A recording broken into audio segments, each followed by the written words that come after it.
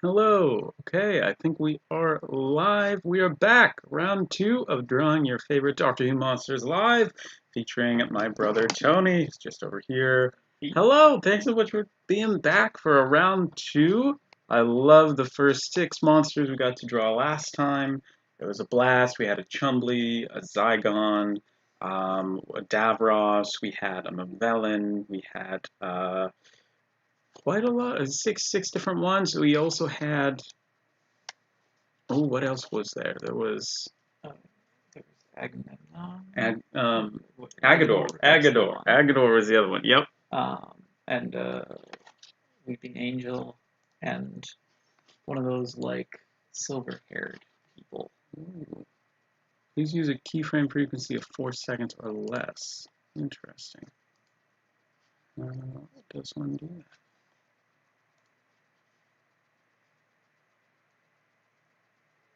Not quite sure what that means or how to fix that. But welcome. Thanks so much for being here. Hello to Jeremy, JBTV, John Fisher, Hoovy and Espresso Extra, and Alex. Thank you so much for being here. Comment down below, how is the stream health for you? Let me know. Is everything sounding good? Oh, hey, yes. The drawing going here. I actually want to get the... Yeah, look at that. There we go. We can watch Tony draw. That's amazing. Actually, I want to get that up in a separate window. Yeah, let's do this. I'm going to get your drawing up on another tab so we can watch that at the same time, and I can keep an eye on said chat. Oh, and tomorrow's New Doctor Who Day. So exciting. Video captured by window capture. There we go. Chuck in a, yeah, Aggie. There we go. All right, so here we have the drawing. Have that up. Oh, I've made us disappear. There we go.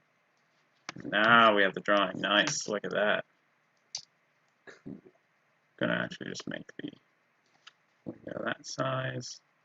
And I'll try not to block any of your drawings this time. Oh my gosh. Hey, Julia's here. Who'sception? Yeah, but that's not special. Nothing special. Oh my gosh. All right, so I think it's time to spin the wheel, let Tony know what he is drawing. We have the wheel from last time, but wait, I gotta get it up again. Oh, look at that. Oh, cool. Oh, it's just going to whatever chrome I'm on. All right. So, let's see. We've got in a bunch of suggestions from last time. Let's spin the wheel, see who we are going to be. Who Tony's going to be drawing first. You can help me? Ooh, that would not go well. All right. Who's it going to be? Ooh. Oh, no. It's the Absorbalaf. Oh, you'll do a great job. Oh my gosh. Absorbalaf. Well, congratulations to Dr. Master. We're going to be starting off with the Absorbalaf. I'm sure it'll be fun. Hello, Frontios 101. And the Titanic Hoovian. Hello. So many good. Hi, Julia. This started out as a drawing. Yes, it was a competition. A kid, I think on Blue Peter, got, like, I think it was a random selection or something, and not random, but like he won the competition, and they made it into a Doctor Who monster.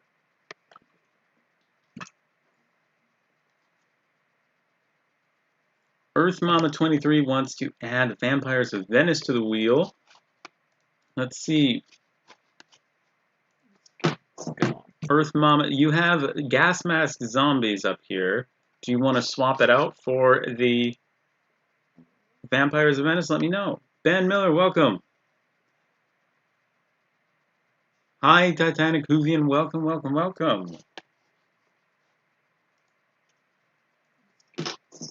Earth Mama, you have... Okay, cool. Looks like audio is working. Oh, I see the reference photo Tony's pulled up. Oh my gosh, who else is excited for some new Doctor Who? All right, I got to figure out how to get just the drawing up so that you can watch the progress. So give me a moment to do that. Window capture. Oh, browser. This is what I want. I want the browser. Let's see this. Let's see.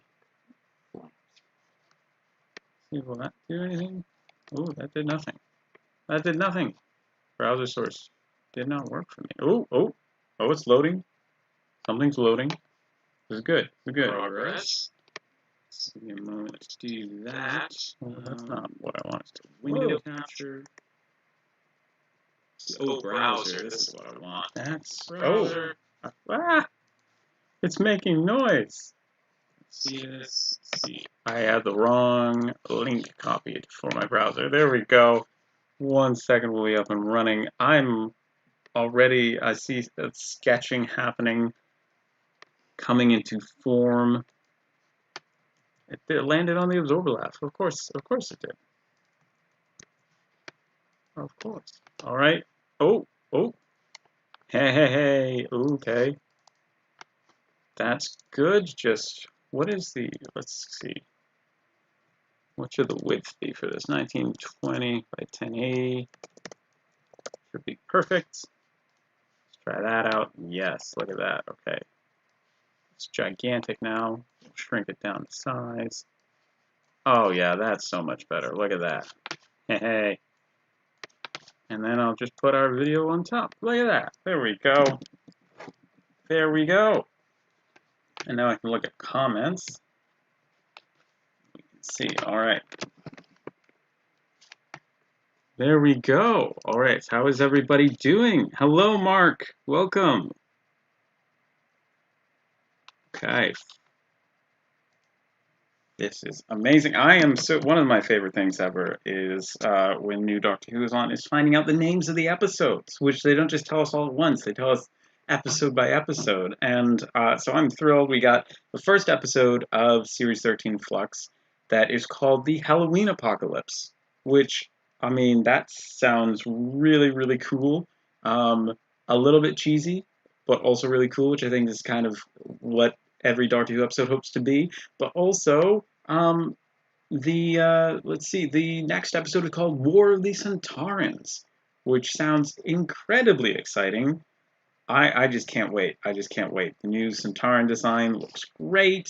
It's gonna be awesome. Super excited for that. The Steelbook was beautiful. Oh my gosh. I need to see if I can show you all what the Steelbook looks like. It's honestly incredible. If you haven't seen it yet, you're in for a treat. Alice Zhang was the artist, and oh my gosh, what a beautiful job. What an incredible job. 100% gonna, I've got it on pre-order. Thank you to everybody who liked the tweet. I am more than happy to spread the word. All right, I've got it up. Prepare yourselves. I'm gonna go to display capture. And ta-da! Look at that. I mean, Tony, isn't that beautiful? Pretty cool. Isn't that incredible for the Steelbook? And then this is the other side with Yaz and Dan. And then that's the whole thing together. I mean, so beautiful. The color, pictures, that's going to be the inside. I mean, I cannot believe it. That's just incredible. Woo. All right, back to the drawing. Oh my gosh, I can see it coming into being. Oh, I love it. I love it. Love where this is going. Movie and Espresso Action. I remember when they announced the Series 9 titles, and they announced all the titles except the finale. That would have been, well, that I suppose it wouldn't have been a spoiler in the titles, but that's crazy. Can't wait for Jodie, Julia says. I know, right? Oh my gosh, they had on BBC America, they have a marathon that's doing all of her episodes up until the new one airs, and they were also doing like Halloween, like I don't know if it was a week of Halloween, but the scariest Doctor Who episodes. I'd love to know what you all think are some of the scariest Doctor Who episodes out there. What are some of your favorite scary Doctor Who episodes? scary one? I mean, the first one with the Weeping Angel is like legitimately a horror episode. Blink, absolutely. But I think the one we just watched of Dalek is a Dalek legitimate that was horror one. pretty scary too. That was awesome.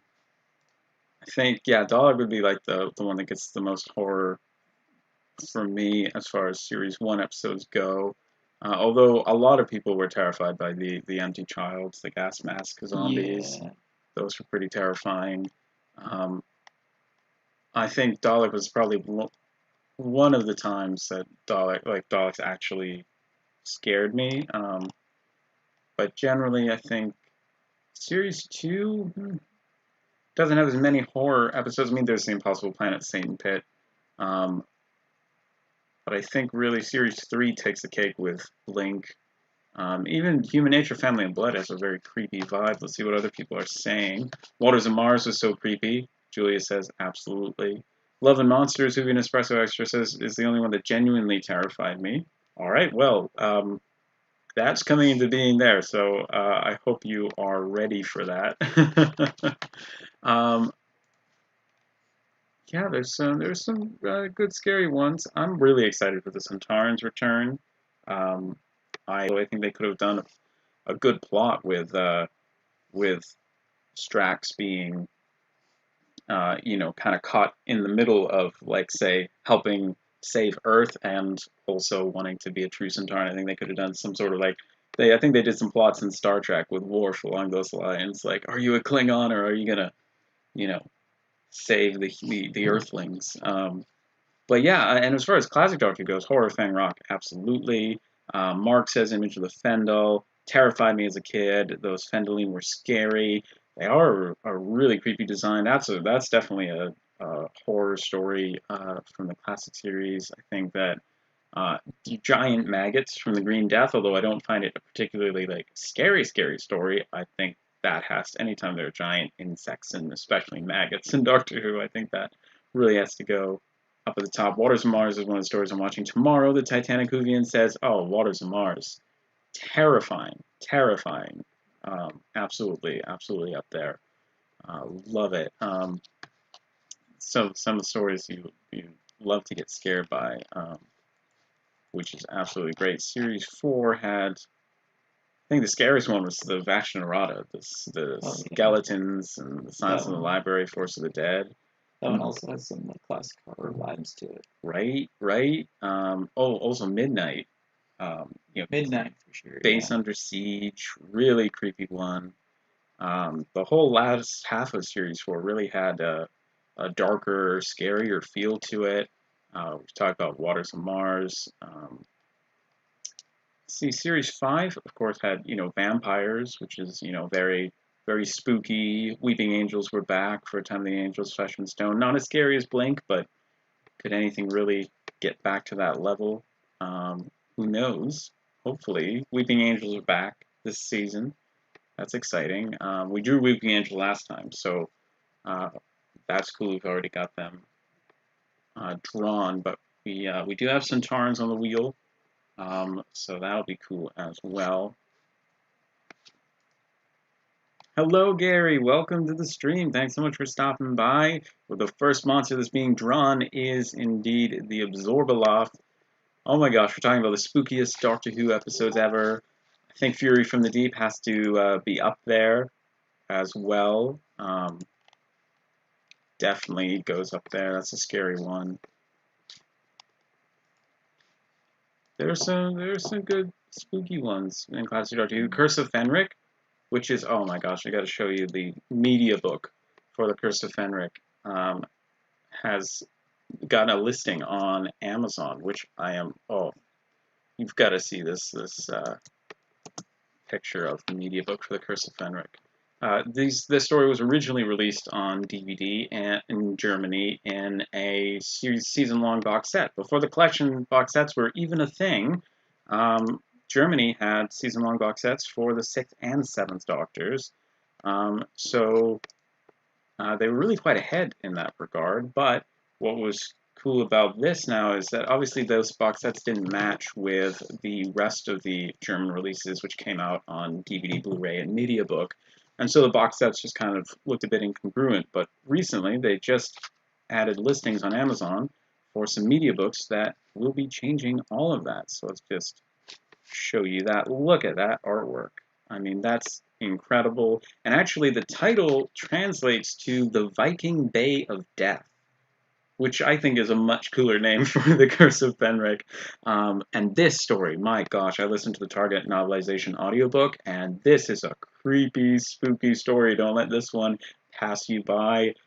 This Halloween season, it is a terrifying one. So I'm so excited that it's going to come out on MediaBook, and it seems to indicate that they'll release all the other Seventh Doctor stories on MediaBook, which is really exciting to me. It's going to match with the Fifth Doctor. It's going to match with the Eighth Doctor if you have that rare MediaBook of the film. Oh my gosh.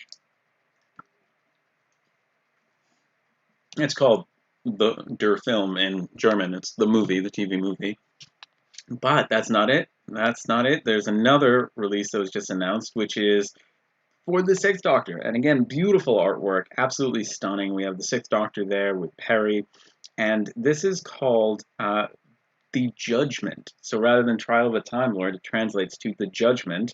And this is, instead of the mysterious planet, according to Google Translate, it comes out to the enigmatic planet. So I think that's a cool title as well.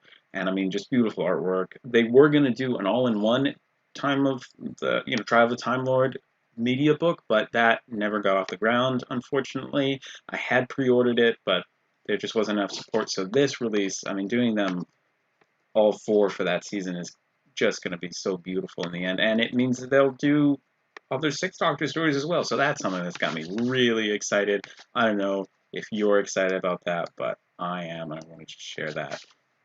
Oh my gosh, I love how this Lorelaf is coming into being. Titanic Hoovian says the Curse of Fenric is so good. Absolutely agree. There's some that's probably the spookiest Seventh Doctor episode, I would say. I wonder if there's any that would possibly take the cake, but I don't think so. The Greatest Show in the Galaxy is a cool, like, creepy story. It's very surreal, but also very creepy. I think, Ghostlight is a pretty spooky one. That's pretty spooky as well. I love it, really love it. I think the creepiest Sixth Doctor story, what would that be? Revelation of the Daleks, definitely. That's one for your Halloween watch-along for sure. I mean, Vengeance on Varus and Attack of the Cybermen, those are also some creepy Doctor Who episodes. I think for the Fifth Doctor, Resurrection has the highest number of deaths on screen in any Doctor Who story, and unless you're, of course, counting like Day of the Doctor with $10 million spaceships blowing up. But, the crazy amount of deaths in that one on screen, so that's definitely got to be one of the scarier Fifth Doctor stories. I'd love to know what you think are some scary classic Doctor Who or new Doctor Who stories as well. Earthshock definitely has to go up there as well.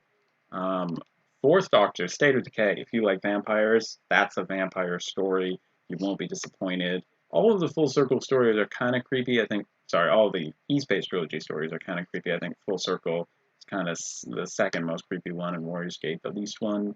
But State of Decay, my goodness, that is terrifying. Absolutely. Oh, I love you're even doing the faces. Oh, that's amazing. That's amazing. Good. Overlap the faces. Oh, Alex suggests the evil of the Daleks, Emperor Dalek for monster ideas. Yeah, we can absolutely add that to the wheel. Let's see. It's still on the wheel. It's still on the wheel from last time. So, well done. That's up there. Hoovian Espresso Extra says, I love Full Circle. I recommend the audiobook as read by Matthew Waterhouse, who played Adric. That's a really great one. Kinda for the Fifth Doctor is those other dimension scenes are scary. You're right, Hoovian Espresso. I forget that Kinda has that dark side. Absolutely, that's a good scary one for the Fifth Doctor as well. I don't recall too many of season 17 being scary. I mean, a Nightmare of Eden is called Nightmare of Eden, but I don't think it's a really, like, it's not one that really is spooky to me. I think The Power of Kroll is a kind of a spooky one. I mean, it's a giant octopus-like squid, so that's kind of something I would expect to see in the horror genre. The Stones of Blood, though, has to take the cake for the spookiest season 16 story. Definitely would put that up there. Season 15, Image of the Fendal, definitely. But Horror of Fang Rock wins for me. Absolutely, I think that wins for me. See season 14, Talons of Wing Chang's pretty spooky. Robots of Death, though. And I'm probably just saying this because Robots is my favorite season 14 story, but that's probably the spookiest. Ooh, but The Deadly Assassin is a good one, too. I mean, we're really coming into the era. Season 13 basically remade all the horror genres. So you've got, like, Planet of Evil with the Invisible Man, the Invisible Monster, Pyramids of Mars with the Mummy, and the android invasion has, you know, creepy android duplicates. Brandon Morbius recreated Frankenstein, Seeds of Doom. Like, that whole season you could just watch and rewatch over and over as kind of taking the cake for being the spookiest. Deadly Assassin, I'd say, for season 14. Whovian Espresso Extra says, absolutely. The Titanic Whovian says it's 22 years on Monday since the first Doctor Who DVD was released in the UK. Wow, that makes me feel old. Wow, that's insane. Oh my gosh. Season 14 is the Halloween season, Whovian Espresso says. Absolutely. Season 13, 14 definitely took their inspiration from creepy story archetypes. And I'd say for season 12, the scariest would be the Ark in Space. Absolutely. Giant insects, a pandemic sweeping through a station in space. That definitely aged well as far as scary factor. The time, let's see, season 11? What's the scariest from season 11? Planet of the Spiders, pretty creepy, pretty scary, I would say. I think that would take the cake. But of course, there's the Time Warrior, so if you find the Centaurans at all terrifying, that's a good one. Season 10, The Green Death, I would say is pretty scary, pretty terrifying. Carnival of Monsters, those Drashigs, oof, giant teeth. Gotta love them, though. Even Espresso says, I bought the Five Doctors DVD in a charity shop. I remember thinking, oh my gosh, I own the first Doctor Who DVD. I know, right? I think I'm gonna go behind you, right? I'm gonna go find a copy. Here we have the very first Doctor Who DVD. Very exciting. Not sure if you can see that. One moment. Very exciting to have this. I mean, first release ever. Gotta respect it. Gotta respect it. I mean, the artwork isn't bad at all. It's actually pretty good. Really cool. Let's see. I don't think there was disc art. No, there was not disc art at all. They didn't do that until later. I don't believe. Ooh, we're getting some color on the Absorbaloff. Yay! Oh, that's awesome. I definitely think that Five Doctors is really one of the best Doctor Who stories. This was sent to me, let's see.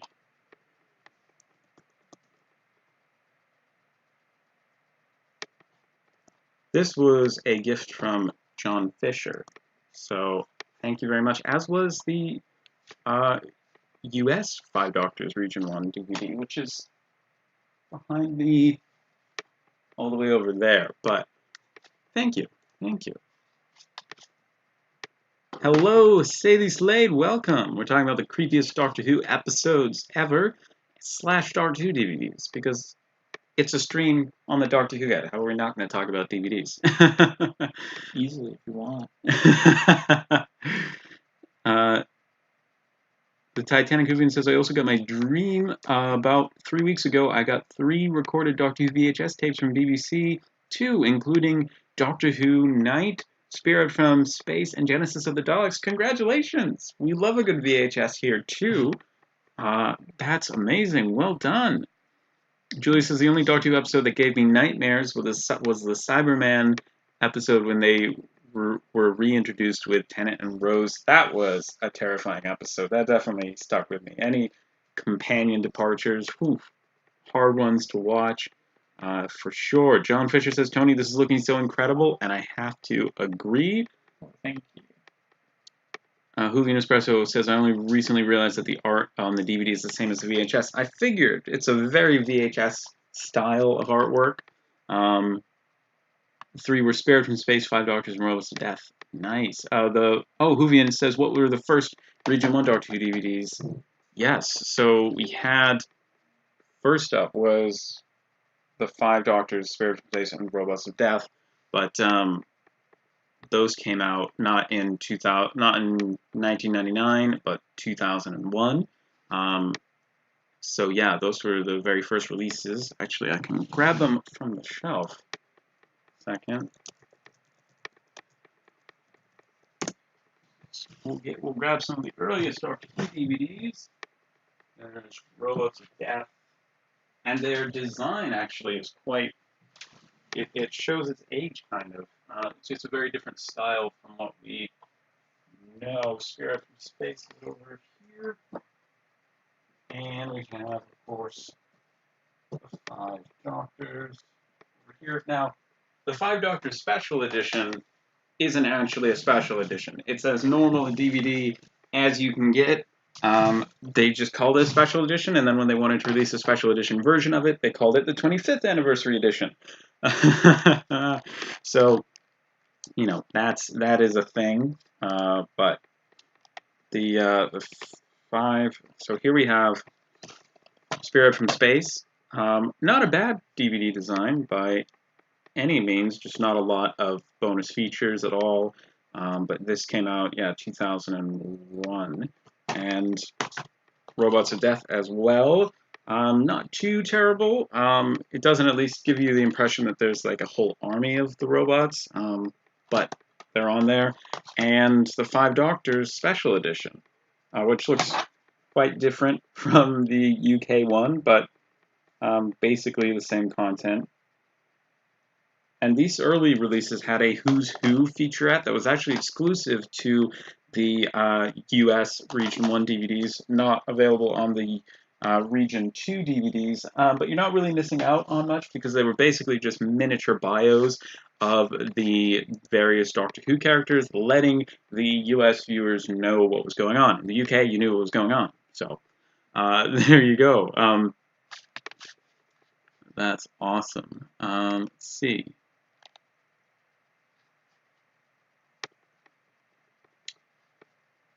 What's your favorite Cyberman design? Ben Miller says. Let's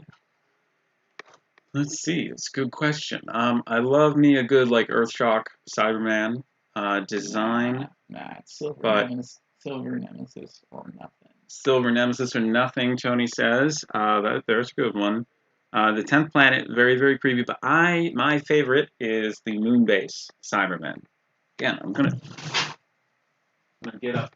Show you what's on Moonbase. If this image of a Cyberman doesn't terrify you, I don't know what will. Maybe it's the 3 fingers, but that just, whew, that's an incredible design. You know the Moonbase was faked. well, this was. It was filmed on a soundstage in Philadelphia. I don't think they filmed this on a soundstage in Philadelphia, but they did film it on a stage. There's an article in Doctor Who magazine about how clever they were in the use of the space when they created the set for the Moonbase. They like recreated it based off of the design specifications in a 3D model, and it was cool. They had a staircase, I think it was, that went down, and in the triangle space underneath that staircase, they created the shot of the Cyberman ship with the viewer for their camera inside. Yeah, so that's what I would say. But I'd love to know your thoughts. Nightmare in Silver Cybermen were the scariest, Julian Espresso says. John Fisher says, welcome to everyone today, including those who are lurking. If you're enjoying the stream, please sonic that like button, and please subscribe for more great Doctor Who Guide content. Well, thank you so much, John, for that reminder. And absolutely, if you are here, we are so glad to have you. And just glad that you're watching. Thank you so much. John Fisher says, well. All right. I'm going to actually make this drawing a little bit bigger so you can see some of the detail on the screen. That's looking pretty awesome. Oh, I've made something bigger, but not what I meant to. It's getting there, what he says. Oh, yeah, look at that. Look at that. Wow. Oh. That's terrifying. That is terrifying. I love the, as long as we're talking about the German releases, I love a good media book. And I've got 3 here. I'm excited to show you. I have the Planet of Fire media book. And on the outside, it looks just like a black hardcover book.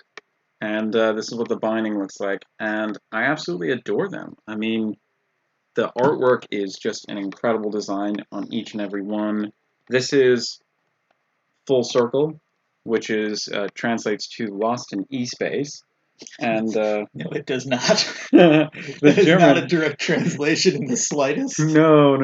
But they kind of came up with new titles for it, right? They didn't go with like the German version of Full Circle. They went with Lost in E-Space, which honestly makes more sense for the title. But you'll also see there's a character right there that is the Kaliach from the Stones of Blood, which is a completely different story, but it was included in the reference photos for the artist, and the artist just added them in, and there we go. That's how we have that title. I also have Revenge of the Cybermen, which is very exciting, and I recently got a lovely surprise from Gary Contois of another German media book. But that's all I'm going to tell you, because the unboxing is coming.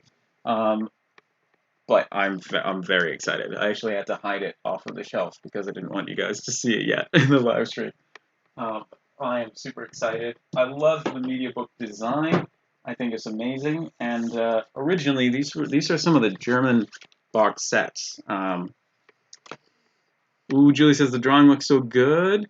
John says, wow, great covers. Oh, the Titanic movie and the person who created the Absorbaloff has a YouTube channel. Oh, that's cool. I didn't know that. Alex, after months of begging, I obtained a Sarah Jane Adventures complete box set. Nice.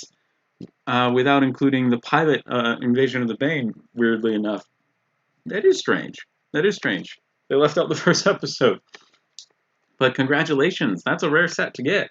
And this is what the Season 26 DVD box set looks like for Germany. And this was sent to me by Lucas, a German Doctor Who fan, so thank you so much if you're watching this in the replay. And the back, I mean, look at that design on the back. Is that not lovely? So this is what you originally had for, getting Battlefield, Survival, The Curse of Fenric, and Ghostlight, but not in that order because I just said it wrong. And this is what you'd have on the shelf. So if you had a bunch of other like say 5th Doctor media books, then I think this would definitely stand out on the shelf. Although it's nice that they have 3 seasons, 3 box sets for 3 seasons. But it's going to be amazing to have the media book versions. That's just going to be incredible. This is the 6th Doctor, kind of season 22, part 1. This has Attack of the Twin Dilemma, Attack of the Cybermen, Mark of the Rani, and Vengeance on Varos, which I think is very, very cool. Love that. Hope to collect the other volumes at some point. But yeah, so I'm thrilled. I'm thrilled. I've also got some. Oh, I'll show you the Castrovalva. I have the Blu-ray, thanks to Lucas. I've got the Blu-ray and the DVD for Castrovalva. And so Now all I'm missing is the media book. I can talk, but gives me something to look forward to. Yeah, oh, the shading. It's just bringing this to life. Love that. Almost there. Almost there. And then you know what gets me is that face down in the center. That's what really, just the angle. It looks like it's being, yeah, oh, great. Great job on that. Thank you. Yeah, oh my gosh. It's been a little while since I've seen Love and Monsters. I feel like, Mark, do you remember if we... Perfectly okay thing. That's a perfectly okay thing. Yeah, it's not one that I go back to willingly. Not one of my... It's probably one of my least favorite Doctor Who episodes. Apologies if you enjoy the story. I mean, it is a little funny at times. It is funny. You have to be... I think you kind of have to be in the right mood for it. Or I have to be. It's kind of hard to take it seriously. But, I mean, I love that. The little tuft of hair is amazing. And the eyebrows. Oh, and you're getting the, like, yeah, the flabbiness. Oof. Perfect. Perfect. Yeah, yeah. I've got to say, this definitely scares me as a Doctor Who monster. Ironically.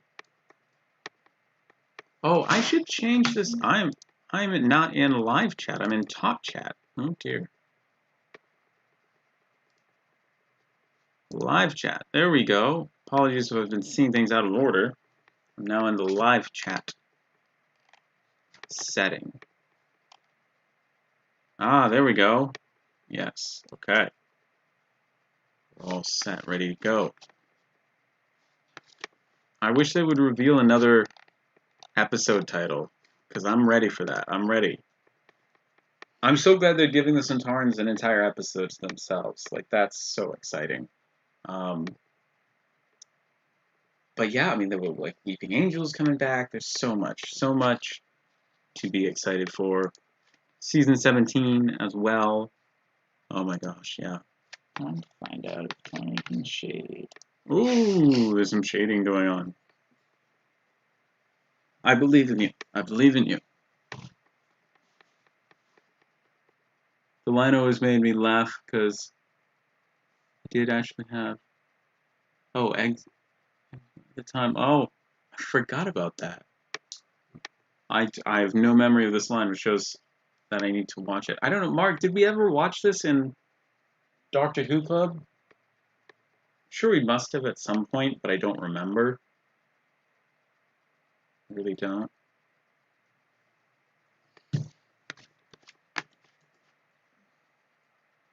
Here we go. Loving this, loving this. I'm getting ready to spin the wheel again, because this is looking amazing. The Titanic movie, and I really want more Zygon episodes. I agree. I love Terror of the Zygons. It's one of my all-time favorite Doctor Who stories. And yes, I mean, I love that story.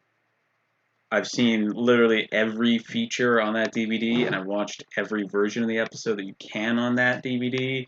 It's like the audio commentaries, the version with just the music, watched it with the production subtitle. I love that story. I love that story to pieces. You guys had a Doctor Who club, Hoovy and Espresso Extra said, yes, we did for years at the local library, and we had our heyday. We had our heyday. Most of the time, it was just a couple of us. Mark came to like almost every meeting. It was great, and now we've moved, no longer doing the Doctor Who club, but I hope it's continuing on without me. But yeah, it was really fun, and we would get together, watch Doctor Who. There was pizza and snacks. It was great, and I wish there had been more Doctor Who fans around that could have enjoyed it. Because man, it would have been so much fun to have the Who crew there at some Doctor Who. I mean, they were watch-alongs before Doctor Who watch-alongs were really before Emily Cook popularized them. They were, so that was fun. It was a real blast. One year, I think 2013 was probably our heyday. I think Tony can attest to that. We made a cardboard out of a refrigerator box and blue duct tape and paint. We made a giant TARDIS. Like, it was life size. It was on display for a while. You could like walk inside and take photos. It was great. At the height of the 50th anniversary celebrations. That was ages ago. Oh my gosh. But hello, Who's Books?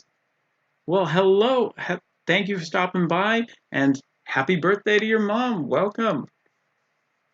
Happy birthday. It was recently on the 22nd, our birthday, which was really fun. And I got, as usual, a lot of lovely Doctor Who stuff. So I cannot wait to share that video with all of you as well. But happy birthday. Happy birthday also to, on the 24th was the birthday for at Pear Crazy 123. So if you're watching the replay, happy birthday. Happy birthday to everybody who had an October birthday, who's got a November birthday. We've got Doctor Who's birthday coming up on November 23rd. Yeah, it's great. The little eyes in the chat. They're cracking me up. It's great. It's great. Oh my gosh, yeah. All right, let's awesome. I love it. Let's take a look at the finished Absorbaloff. All right, let's get you back on the screen. Look at that.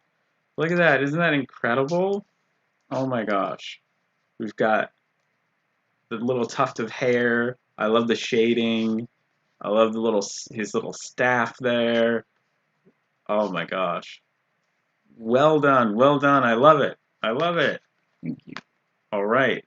That's incredible. Let's spin the wheel and see what is coming. That's excellent, Tony. KC says. Titanic Guvian, I wish I could change my birthday to November 23rd. Well, I don't actually, because then I wouldn't have the same birthday as Tony and Julia, but I totally understand that. John Fisher says, great job, Tony. Guvian Espresso says, tastes like chicken. Oh my gosh. All right, let's get back to the... All right, the wheel. We're going to spin the wheel. Let's see what's next. Oh my gosh. What's it going to be? What's it going to be? Oh, oh, oh. Hey!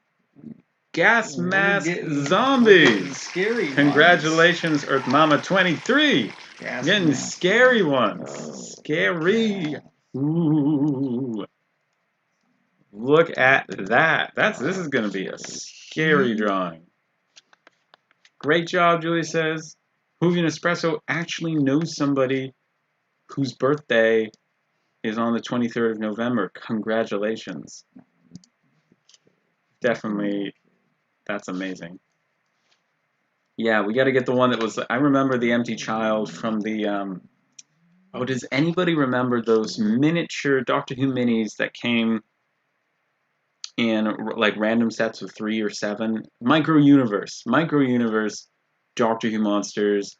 They came with little numbers on the base that had like intelligence and strength, and you would spin this little TARDIS console top that had different numbers, and whatever category you chose, you picked 2 monsters to fight against each other, and whichever one got the higher score in the end won. It was great. I love those. Never got all of them, but definitely would love to get those again. I don't know if anybody remembers them, but they have the little miniature empty children, or the gas mask zombies. I know it's so hard to watch that episode. Casey says yes, terrifying, especially if you are a mother. Yeah, absolutely. It's the stuff of nightmares. There's no good reference photo. It's one of those things where it's like, I don't know. It's hard to find. You don't notice it when you're watching. There's not like a full frame shot. Oh yes, you know that's a very artist thing to notice. But if you, I'll just make it fine. you'll just make. One thing that where are you going next to the Absorbaloff? Oh, awesome. Okay, try and position everything. So a full body shot of a character is actually really important, and a lot of times they'll take publicity photos. But when you are trying to create a design, whether it be for a poster or your own custom artwork or your cover, getting a high quality image, A, and B, one that has as much of a full body shot as possible, it's actually really helpful and really important. But I'm scared that's gonna use. yes, this is the one. Can I It's show actually them? the eagle mouse, not the Oh, the Eagle Moss one. Okay, I'll look that But up. I'm just That's gonna, the exact pose. That's the exact Yeah. pose that my Micro Universe I'm one just gonna had. use that as my Eagle reference. Moss, Doctor Who. What's that? Empty Child? Is The that what Empty it's called? Child, Yeah, the Empty Child is what it Took is me referred to. Yeah, that's it. The Empty Child. Yeah, it could have been helpful with that. Gas mask zombie? What? They are called gas mask zombies, but yeah, no, the Empty Child figurine. I'll get it up. All right, let's put it on the screen for a second. This is the pose that I was talking about right here. This is the pose. Oh, terrifying. Terrifying. They have different angles actually from all sides. Well, I will not be drawing it from all sides. No. Although why this is in euros, I don't know. I think we need to put it to US dollars.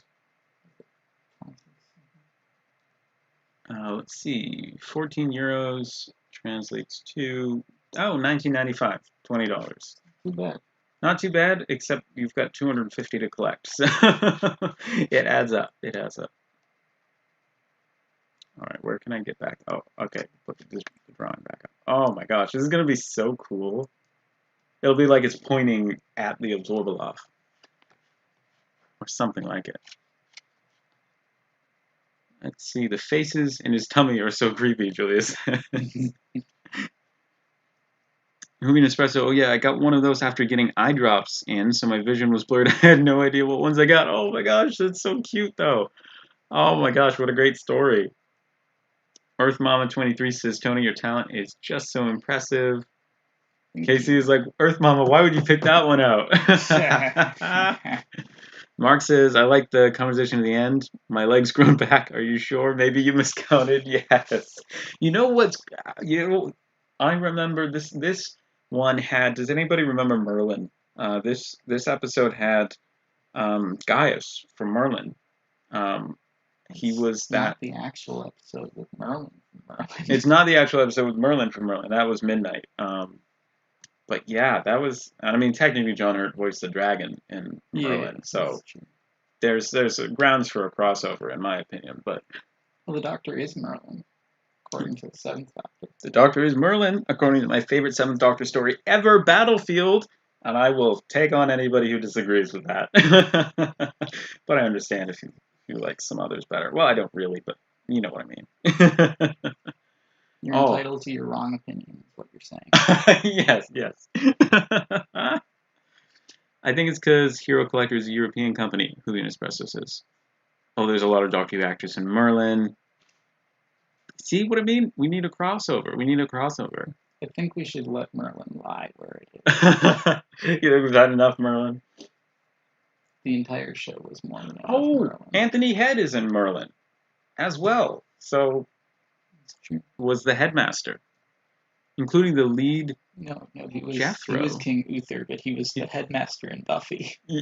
Oh, and in School Reunion. No, in Buffy. He was he's not the headmaster. He was the creepy librarian that knew stuff about magic in Buffy, and that's why he was he was the headmaster in School Reunion, because it was a reference to Buffy, and that's why the monsters were vampire-like. Get out of here! That entire episode is just a Buffy reference. Seriously? Yeah. Oh, no way! I never got that.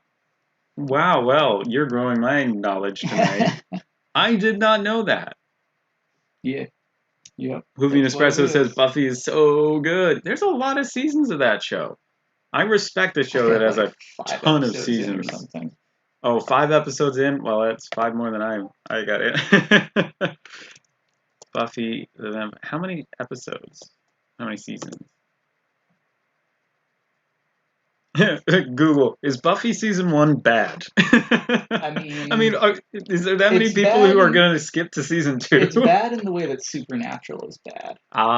Yeah. So it's not worth watching. It's just 1997 to 2003. It's one of those things. Oh my gosh, 7 seasons, and Buffy is as old as we are.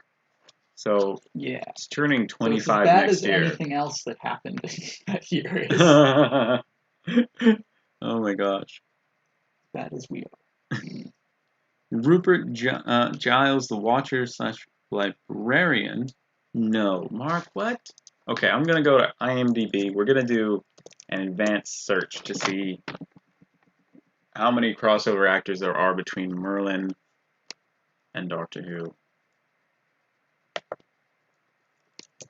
Crossover search.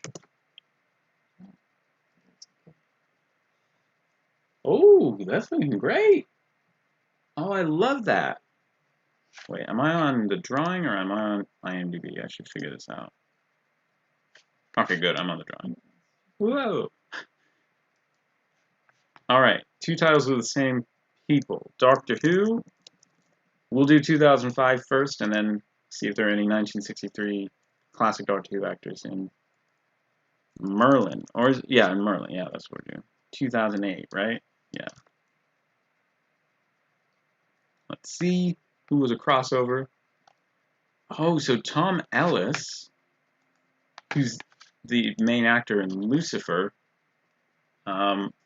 Who did Tom Ellis play in Doctor Who? I have forgotten this. Doctor Who. Oh, Thomas Milligan from Last of the Time Lords. Get out of here. Oh, that's great. Tom Hopper. Oh, right. So, Tom Ellis played who in Merlin? Merlin. He played Sendrid in 4 episodes of Merlin. I do not remember that character. I probably would recognize that character. Tom Hopper was in the 11th Hour episode of Doctor Who and played, I forget the name, played Jeff in the 11th Hour and was Sir Percival in 26 episodes of Merlin. So, big character from Merlin there. John Hurt obviously voiced the dragon in Merlin for a bajillion episodes, but was also the War Doctor in Doctor Who. 3 episodes of Doctor Who, technically, and was the dragon in 65 episodes of Merlin. They go to the dragon like every episode, and he's always just like, "Follow your heart, Merlin," and that's it. But he's not a very helpful oracle, as I recall, but I could be a little bit too harsh there. Anthony Head was obviously in was King Uther in Merlin and was the headmaster in School Reunion. Colin Morgan played Jethro in Midnight, as well as Merlin in Merlin. Warwick Davis was Emperor Porridge in Nightmare in Silver and was in Merlin as what character? As Grettir in The Eye of the Phoenix, 2010 series. Michelle Ryan was what? What? Michelle Ryan was in Merlin? Who did she play in Merlin? She played Lady Christina de Souza in Planet of the Dead, the companion in that episode, and it was actually she played Nimue. Oh yeah, Nimue. Nimue. Nimue. Nimue. Oh, that's funny. Oh, Miranda Raisin. There are so many crossover actors. Oh my gosh. Miranda Raisin is, I think, most famous in the Doctor Who universe for having played Constance Clark in the 6th Doctor audio original companion in the Big Finish Doctor Who audios. Played Isolde? Isolde? I don't know how you pronounce that name, but in The Sword and the Stone, Part 1 and Part 2, and played Tallulah. Oh my gosh! I forgot that Tallulah is now a 6th Doctor. Get out of here. I forgot that Tallulah now voices a companion for the 6th Doctor in Big Finish. Oh. That's insane. Sarah Parrish was also a crossover actor who was in, I cannot believe this, was in 1 episode of Merlin, no, 2, Beauty and the Beast, Part 1 and Part 2. That's the one with your favorite episode. That made me laugh so much. Lady Katrina in that episode, and then in Doctor Who was the Empress of the Rachnos in The Runaway Bride. Get out of here. This is craziness. So many. There's plenty more. Oh, Mark Williams and Eve Miles. Lindsay Duncan. Phil Davis. Georgia Tennant was in Donald Sumter. Angel Col... Oh my gosh. This needs to be a video. There's so many crossovers. Ruiden in Merlin and Liam Cunningham. No, that wasn't the one I wanted to go to. Georgia Tennant was in Merlin? How do I not know this? Lady Vivian in Sweet Dreams in 2009. And was obviously, the Doctor's daughter in Doctor Who. Oh my gosh, I gotta get back to the chat. I gotta check in with the chat. Oh my gosh. Confession though, I never stopped it I've never finished it. Hoovy Nespresso says, I think Hoovy Nespresso is talking about Buffy. I never finished it. Stopped during season 6, much like the X-Files. I made it to... made it to like 9 X-Files. Made it to like season... Oh, okay. No. That's a... Nimue. I'm gonna refresh this just to...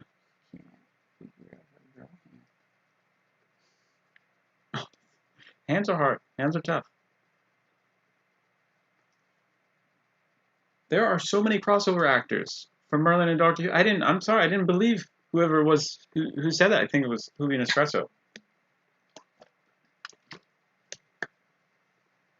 Yeah, I only made it to season 8 of X-Files.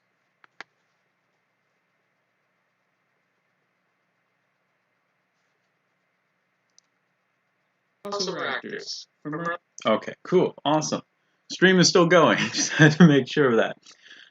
Wait, so I like 2 or 3 seasons. Julia got 2 or 3 seasons into Buffy. It's fun, but didn't really age well. Yep.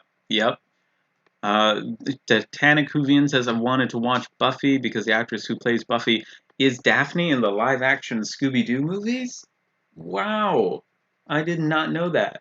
Dad says, Daphne the Vampire Slayer. Mark says, I suspect that the silence from Doctor Who may have been inspired by the Buffy Season 4 episode Hush. Now, that was a creepy one. I think I've heard of that one. And I don't even watch Buffy. Hope to see you back soon, John. Thanks so much for being here. Hoovy Nespresso says, the only classic Doctor Who actor I can think of who might have been in Merlin is Pauline Collins, who was in The Faceless Ones. But yeah, I'll do that search now. We'll see about classic Doctor Who actors who were in. There are so many. I encourage you to look this page up. There are so many crossover actors. Wow, that's insane. All right, let's see. Doctor Who 1963. If I can talk. There we go. Oh, Julian Glover was in City of Death, played Scaroth, last of the Jaggeroths.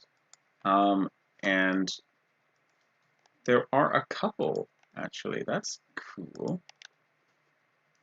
All right, let's see. Who did Julian Glover play in Merlin? Lochru from Arthur's Bane, Part 1, 2012.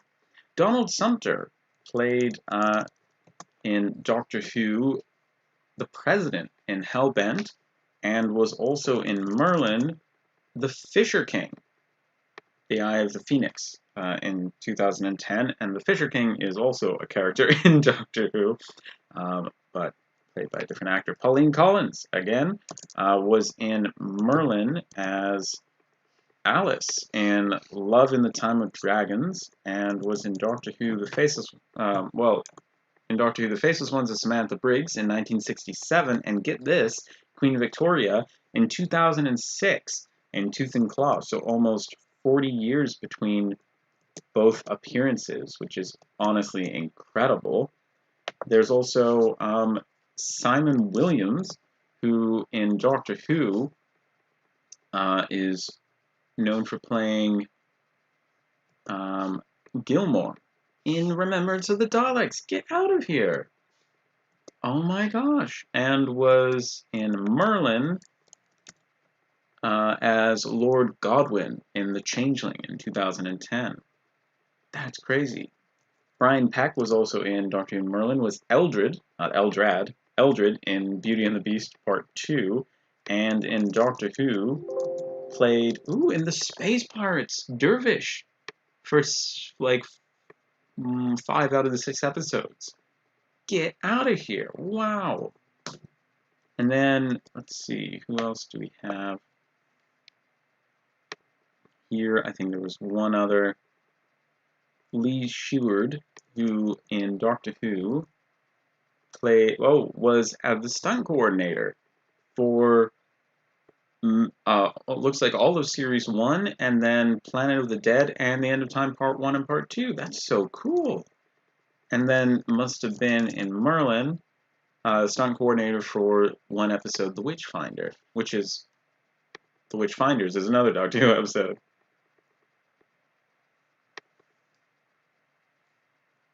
Oh, we're getting some buffering. That's not good. I think it's probably all of these tabs that I have open. I hope, anyway. So I'm going to X out some of these tabs. All IMDb tabs here. This guy's in all denim. This guy's all in all denim. The empty child likes jeans. Yeah. All right. Hopefully that helps the Wi-Fi. All right, let's check. Spirit from Buffer. Return of the Buffer. Mark says, I think I watched all of Buffy, but never got to watch the Angel spinoff, which is especially disappointing to me because a friend from college became a cast member. Whoa! That's awesome. Oh my gosh. That one gave my mom nightmares. Who, an espresso actress, says, I tried watching Angel, couldn't get past episode 1. Oh my gosh. Yes, my great-great-great-grandfather, John Fisher, says, the Fisher King. That's amazing. That's amazing. Oh, I love this color. You got the color spot on. Thank you. And it actually complements the green really well. Oh my gosh. Oh, no data. No. What is going on? All right, reconnection successful. Hopefully we will be back up and running in a second. All right, let's check in. It'll be okay. I'm just hardwired you. You're on the live stream. Thank you. Oh, we weren't hardwired? No. Oh, wow. Thank you. You back? I mean, it says poor right now. Which one am I hardwired into? The extension 3. Okay, I'll go back to the extension then.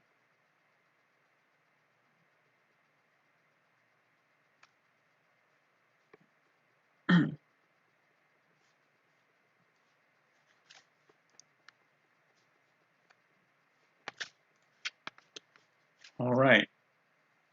Hello, Mr. Patterson, John says. An unexpected guest. Yes, welcome. Dad is making sure that we are plugged into the Wi-Fi, which is great.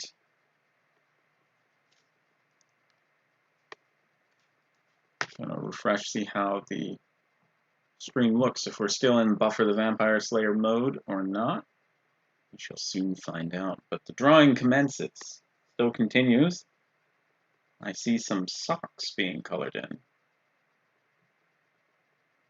is quite cool. I'm trusting that whoever painted this figure was accurate to the thing. He decided to paint the socks the same color as the denim suit. So. Oh, wow. Yeah. Or he, I don't know.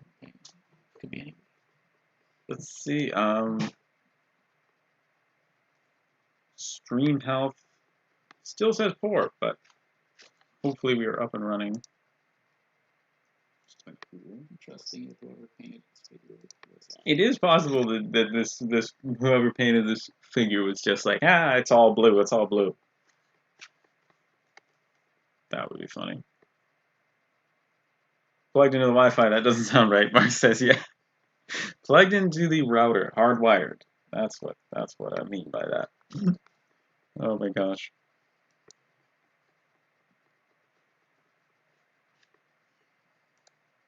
comment if how the live stream is doing.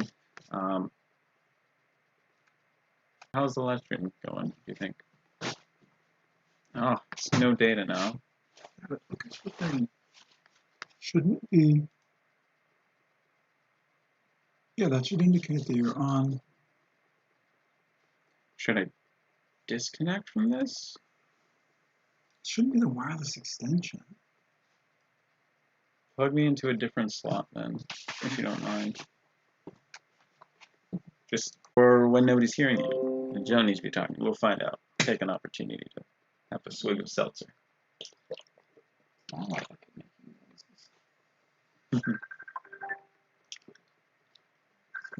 Facebook calling us? Someone's Facebook calling you. No. Oh, well. The answer.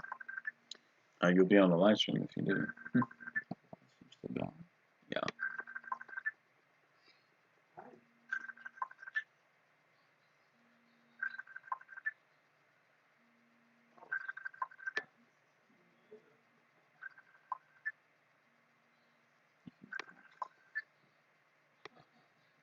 Oh, are we back? Hooving Espresso Extra says Alex has been caught in a time bubble. Very possibly. Very, very possibly. Oh, looks like we are back. Yay, it's future Alex telling you the stream is back. Hey, yes, absolutely. It's still saying poor, but we'll give it a second. Refreshing. Still says I'm connected to the extension. Oh, maybe I'll stop watching on the extension upstairs. I'm plugged in.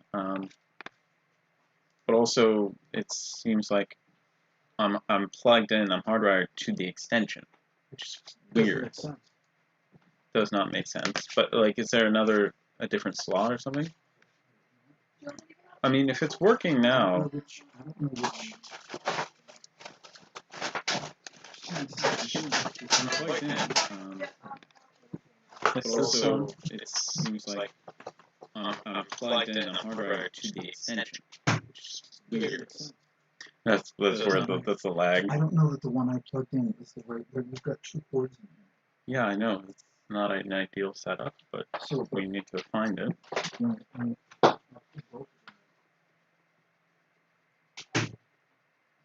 It's steady now, John says. That's good. That's good. Alright, glad we're back. The shading on this is incredible. Both of them are plugged in.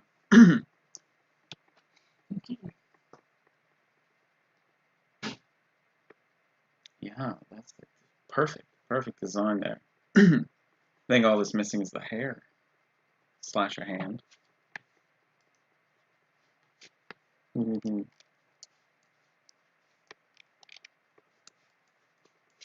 That's great.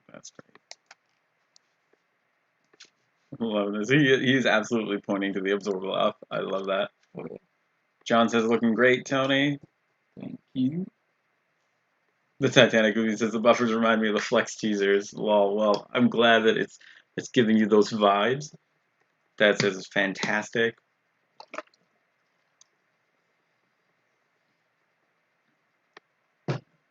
Oh my gosh, this is so cool. Hey, stream health is excellent. Yay, we did it. Congratulations.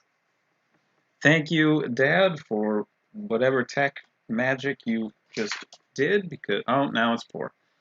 Well, still thank you. I'm gonna show you some of my Dutch Doctor Who DVDs. Ooh, actually, I'll show you all, since we're talking about the empty child, I'm gonna show you in advance one of my birthday gifts that I got for myself. The rest I'm gonna leave a surprise, but here we go. Da-da-da. It's the Doctor Who Series 1 Blu-ray. It was on sale on Amazon. I waited for a while to try and find this for less than $35, and it was like $21 or something. It's great. It's great deal, and I'm so excited. I have this as technically as part of the Series 1 to 7 limited edition set, but I don't have this particular Blu-ray in the collection, so I'm super, individually by itself. So I can have this on the shelf with the other Blu-ray seasons, which is very, very, very exciting. And it's great to have the Christopher Eccleston era on Blu-ray. I mean, again, like we've seen with this Empty Child. Mark says, this may be your best picture yet, Tony. Thank you. Chat is loving it. As am I. That is such a good drawing. Now that I know where it's going to be, I can kind of position it better. And the hand that's pointing is, I think that's really good. I like it. Thank you. Oh, look at that. That's going to be awesome. Can't wait to see how you, I think the eyes are just, what are they, black? Yeah, with a little rim. Yeah, the goggles. In one go, you completed his entire era on Blu-ray. Lol, Hoovy Espresso Extra says, yes! This is the 9th Doctor on Blu-ray. Can you believe it? Can you believe it? EarthMom23 says, Tony, this is so good. I'm definitely going to have some nightmares tonight. Oh, no. Well done. I love this. This is great. Dad says, you have a point. Gotta hand it to you. The puns, the puns. This is great. This is great. Yeah, this also has the Doctor Who Confidentials as bonus features, commentary, interviews, behind the scenes features, and much more, which is really cool. I mean, obviously this has been upscaled from standard definition to Blu-ray quality, which isn't ideal. They didn't start filming Doctor Who in HD until Planet of the Dead in 2010. So those episodes onward will look even better on Blu-ray, and the closer we get to present-day tech, the better and better the episodes will look. Obviously, the Jodie Whittaker era looks the best on Blu-ray because it's the most recent. So that's pretty cool. Yeah, so that was exciting to get and add into the collection. I can't wait to show you all the rest of my birthday presents, though, because I'm really excited about them.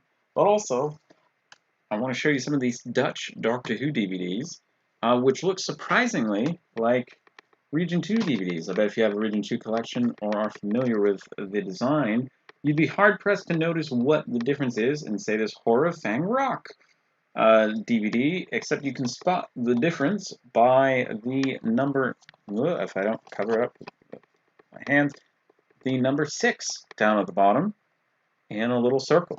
And that's, I mean, obviously there's a bit of a different design on the back as well that will clue you in, but if you're just seeing listings on eBay, you might actually fail to miss this one. And I've gotten a couple of good deals because I've gotten it that way. All right, looks like we're finished. Oh my gosh. Well done. I love that. Look at that. Let's check this out. Oh my gosh. Look at that. Ah, it's amazing. It's not finished. Oh, it's not finished. Because there's one last thing. What is it? What is it? No. It's one last thing. What is? Oh. What's gonna happen? Oh, yes. Oh my gosh. Ah. We have a word bubble. Hoovy Espresso Extra says modern art with a little artwork frame emoji. It's a shame the next Doctor isn't on Blu-ray too. John Fisher says, I know, right? It's not, John Fisher says the color of the case and the font used on the story title are different too. A sealed Dutch Towns of Wang Chiang. Ooh, I'm jealous. I don't have that one. I've got Horror of Fang Rock, Robots of Death, and Pyramids of Mars, and the Ark in Space. Whoa, are you my mummy? Oh, I love it. They have upscaled the next Doctor to Blu-ray. You can get it on like Blu-ray sets and individually, but the next monster, the next Doctor, it is on Blu-ray. It's just not as good quality as the rest of the specials. That is amazing. Pointing to the Absorbaloff too. Are you my mummy? Are you my mummy? I don't think that's right. But you my mummy? Oh my gosh, that's amazing. Look at that. Oh, that's a one panel cartoon that should belongs in Doctor Who magazine. That's amazing. Oh my gosh. All right, let's spin the wheel.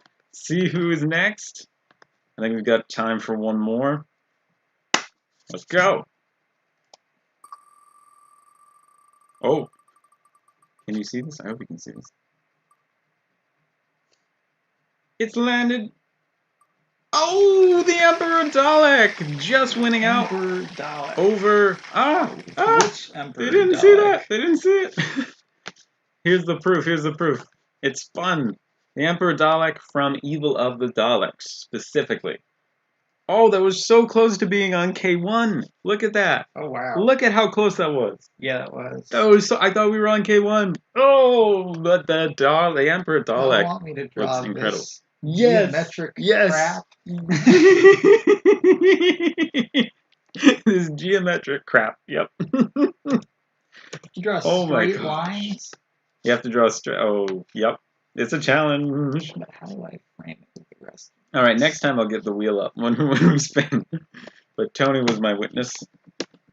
We saw that it landed on just barely. Land on this monstrosity. Yeah, all the wires too. Yeah. Have fun with that. Have fun with that. All right, I'll just draw the basic shape and then move it around. Okay. Okay. Yep. All right, let's see what the live stream is saying. All right.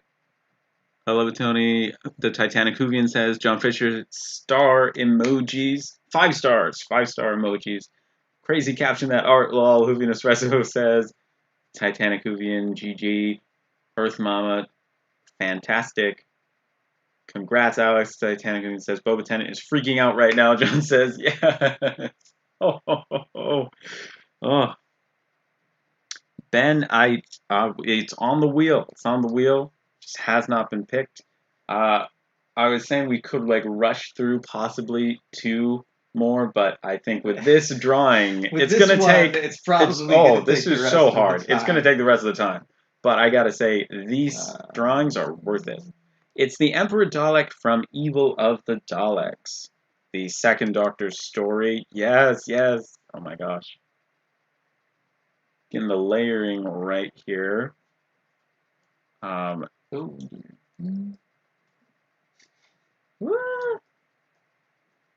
Okay, we're back to color. We went black and white for a second. Okay, I'm actually gonna then move our image so that we are not blocking. Yes. The Emperor Dalek's pointing to the empty child, saying, "Are you my mummy?"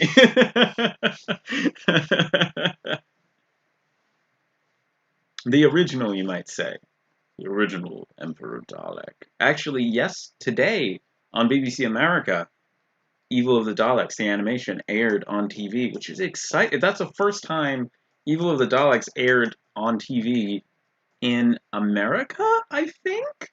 I would have to think. It's a missing episode. I don't think they showed it in the 70s. So yeah, they couldn't have. It was burnt to a crisp.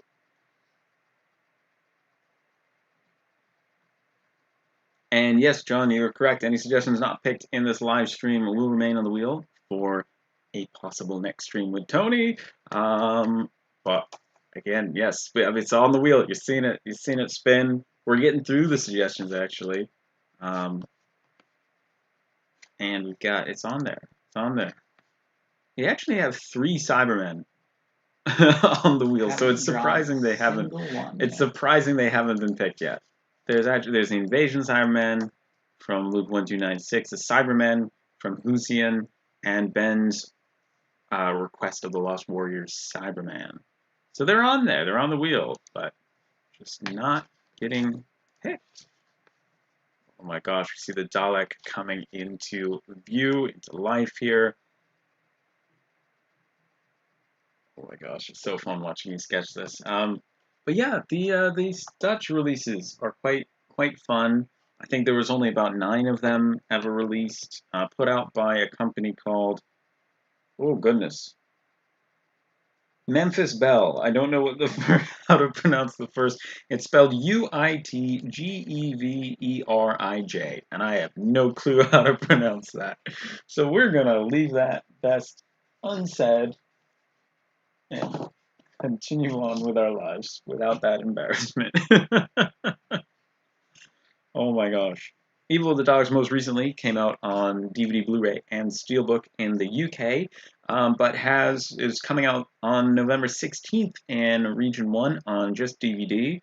But in the UK, in Australia, it's coming out on November 10th, just about 11 days from now on DVD and Blu-ray. So that's exciting that Australian and American fans are finally getting to watch this episode animated for the first time, and for most fans, they're seeing this episode for the very first time animated, which is very, very exciting. And I'm just so glad that we're getting this drawn now. That's so exciting. It's definitely one of the harder ones here. Yeah, there's kind of no room for error. No pressure, though. No pressure. I love this. Are You My Mummy? Oh my god. Titanic Whovian says, W channel in the UK is a bit strange because they skip Series 1, then they broadcast Series 2 to 7, skipping the Peter Capaldi era, and then jumping. Ooh. Uh-oh. No data! The stream is down! Oh, it's excellent connection. Never mind. We just went from no data to excellent connection. Our Wi-Fi is fickle. So they skip Series 1, they broadcast to Series 2 to 7, then they skip the Peter Capaldi era, jumping to Series 11, and then skipping Series 12, and it goes like that in a loop. That's wild. There must be some reason. Ugh, just... That makes no sense to me at all. Whovian Espresso says that's because of certain actors and writers. Whoa, weird. Weird. I never knew that. I thought they couldn't necessarily stop that from happening. Like, that's, wild. This is the exact pose the empty child was in as my micro-universe figure. I don't know where they are. They're somewhere here. Waiting to be unpacked. Really. And the horror channel in the UK plays Doctor Who episodes too. Yes, John, you're right. They are a favorite channel of mine, even though I don't get it because it plays Doctor Who. Currently, BBC America have this Halloween. I think it's the week of Halloween. They're playing some of the creepiest Doctor Who episodes, but they also played. They're doing a whole Jodie Whittaker era marathon leading right up to the new episode, which would have been really fun to do, but I did not have a spare 30 hours this week. The Titanic Whovian says, I remember classic Who on horror. That's awesome. Oh my gosh. UK Gold was another one back in the day that played a lot of reruns for Doctor Who in the 90s. And I think early 2000s, possibly. Don't quote me on that. There's an article in Doctor Who magazine on that. So, Titanic Whovian, I saw the Three Doctors for the first time on there. That's awesome. Oh, the Three Doctors. That's a really good one. I just got the Unit Collection Audible anthology download collection, and they have the Three Doctors Target Novelization audiobook on there, so I'm excited to listen to that. Whovian Espresso says, well, it's more about the channel not wanting to pay money to people like Noel Clarke, because they'd have to pay them for repeats. Oh, I see. Horror Channel doesn't air it anymore, the Titanic Whovian says. That's so sad. Oh, how dare they? How dare they? They're probably airing Buffy, though. They probably still air Buffy. Oh my gosh. Oh, I need to adjust this sketch. This is so big. Look at that. There we go. Now it fills the screen. Hey, I can even make this video better. It's the worst. Oh dear. Oh dear. You thought hands were hard. Well, I think it's coming. You've got a great sketch coming here. Oh my gosh. I believe in you. We're on to the inking stage. Oh, maybe not. Oh my gosh. Evil of the Daleks came out on cassette, I believe, if I'm not mistaken. Let's see, let's see. Let's do some live eBay price reactions while we're waiting for poor Tony to draw this Evil of the Daleks Emperor.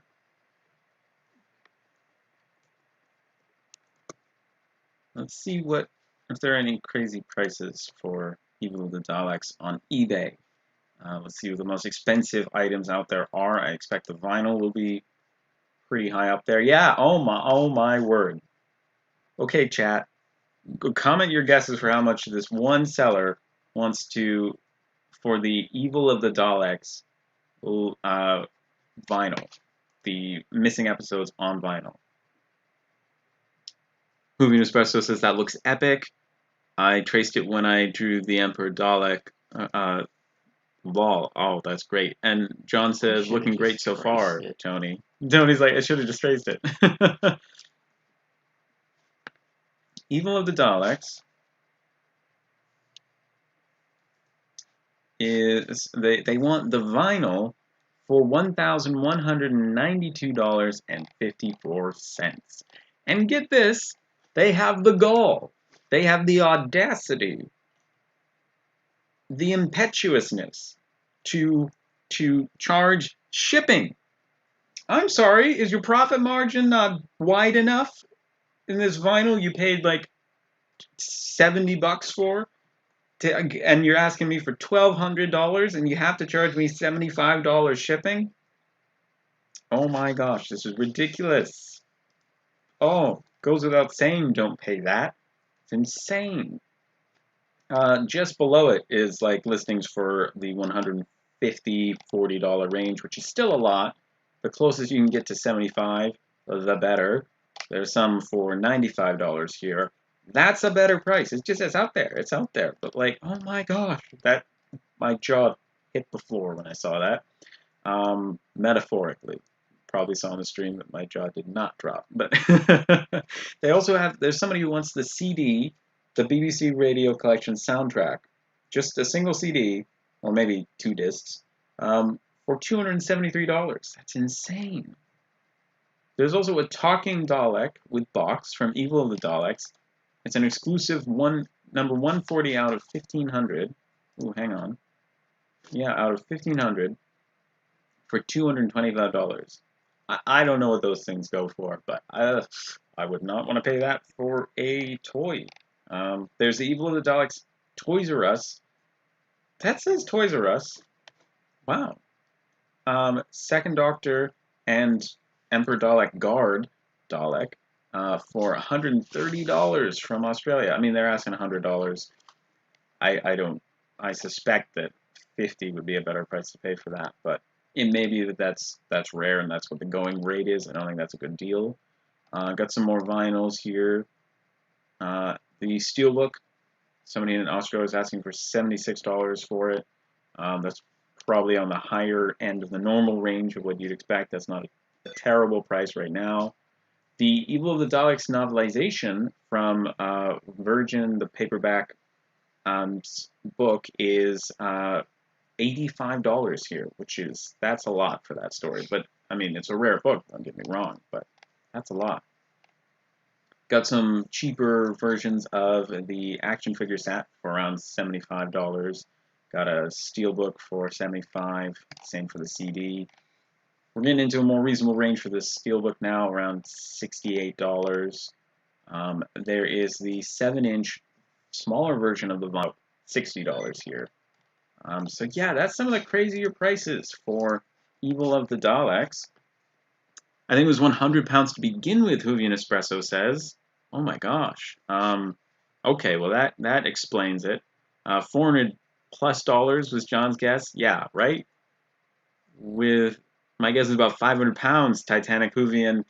You were about halfway there. 2/3 actually. Should have known it would be nowhere near the regular retail price. Hoovian Espresso says, right? Titanic Guvian says, I remember seeing the 5 Doctors Special Edition DVD sold for £300. That's so not worth it. Oh my gosh.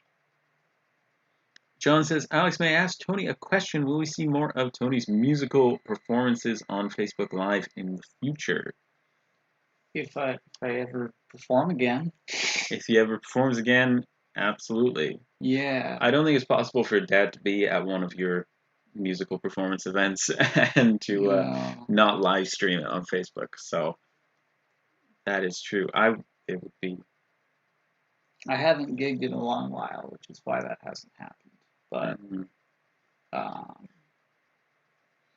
have not gigged in a while. Hoovian Espresso says, "Rip Toys R Us. I only visited you twice. I have been in a Toys R Us.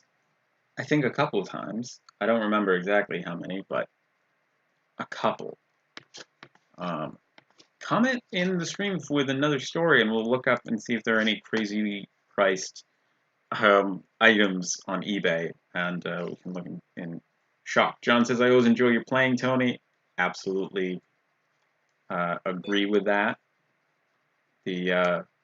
Love hearing your guitar, and I got to hear a bit of it as you practiced today, and that was lovely. You got a new pedal, right? Got a GR55. A GR55. Roland synthesizer pedal. Dang.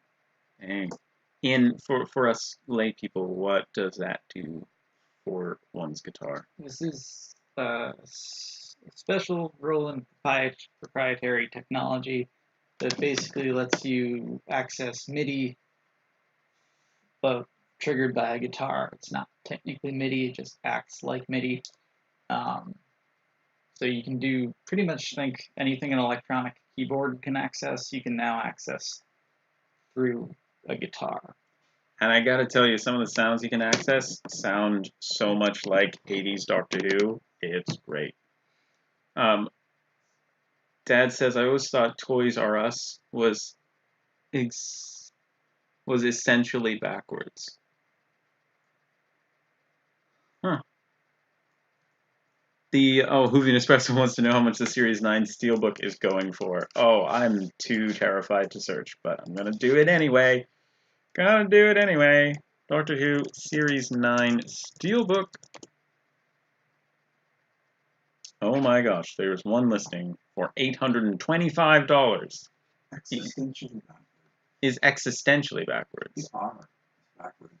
The R is backwards in Toys R Us? It is backwards. Look at the logo. What? The logo in Toys R Us? Yeah.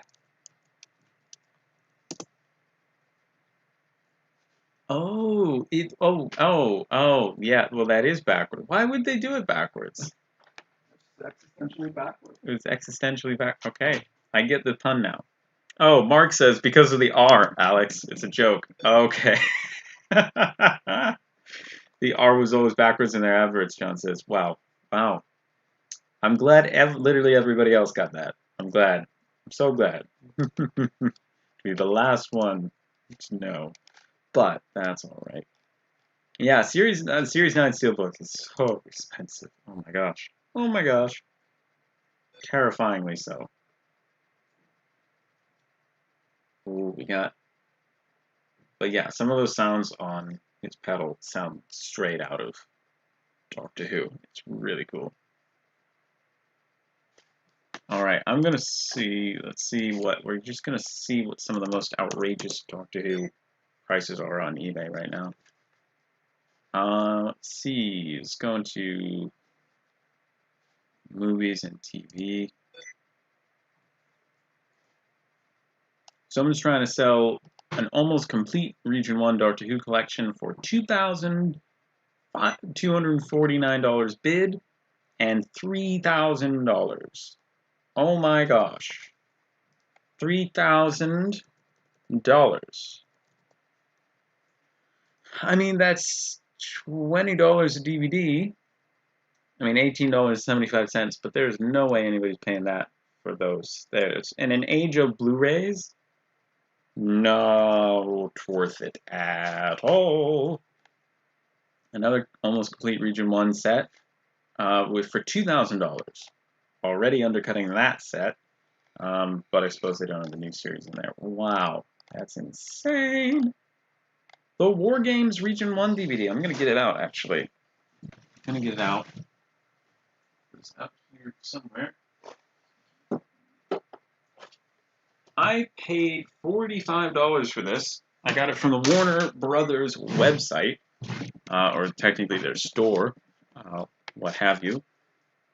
And I was like, oh, I think I'm overpaying for this. It might have been $50 I spent on it. I think it was $45. And because it was going rare at the time, and I only recently realized when somebody contacted me through the Doctor Who Guide website and asked if I knew of any copies of this for sale, and I didn't, and so I looked on eBay and other sites, and it is so expensive right now. There's a listing for the War Games for $675 right now. Oh my gosh. That is insane, and I'm so glad that I got the original when I did, and even though I slightly overpaid for it then, I'm very glad that I made that investment, because now you can't seem to find a listing for less than $150, which is so sad, and I hope that they will do a re-release of this in like DVD-R form so people can at least watch it, because really now you kind of have to go for either the Region 2 DVD or the VHS in order to be able to watch this. I suppose BritBox has it. Ooh, there's a listing for $85. Pre-owned. Very good condition. Yeah, some of these DVDs get so rare. So I can't wait. This is going to be one of the last ones. I mean, I can't wait for it to come out on Blu-ray. That's really the thing to wait out now, I would say. And just wait for it to come out on Blu-ray.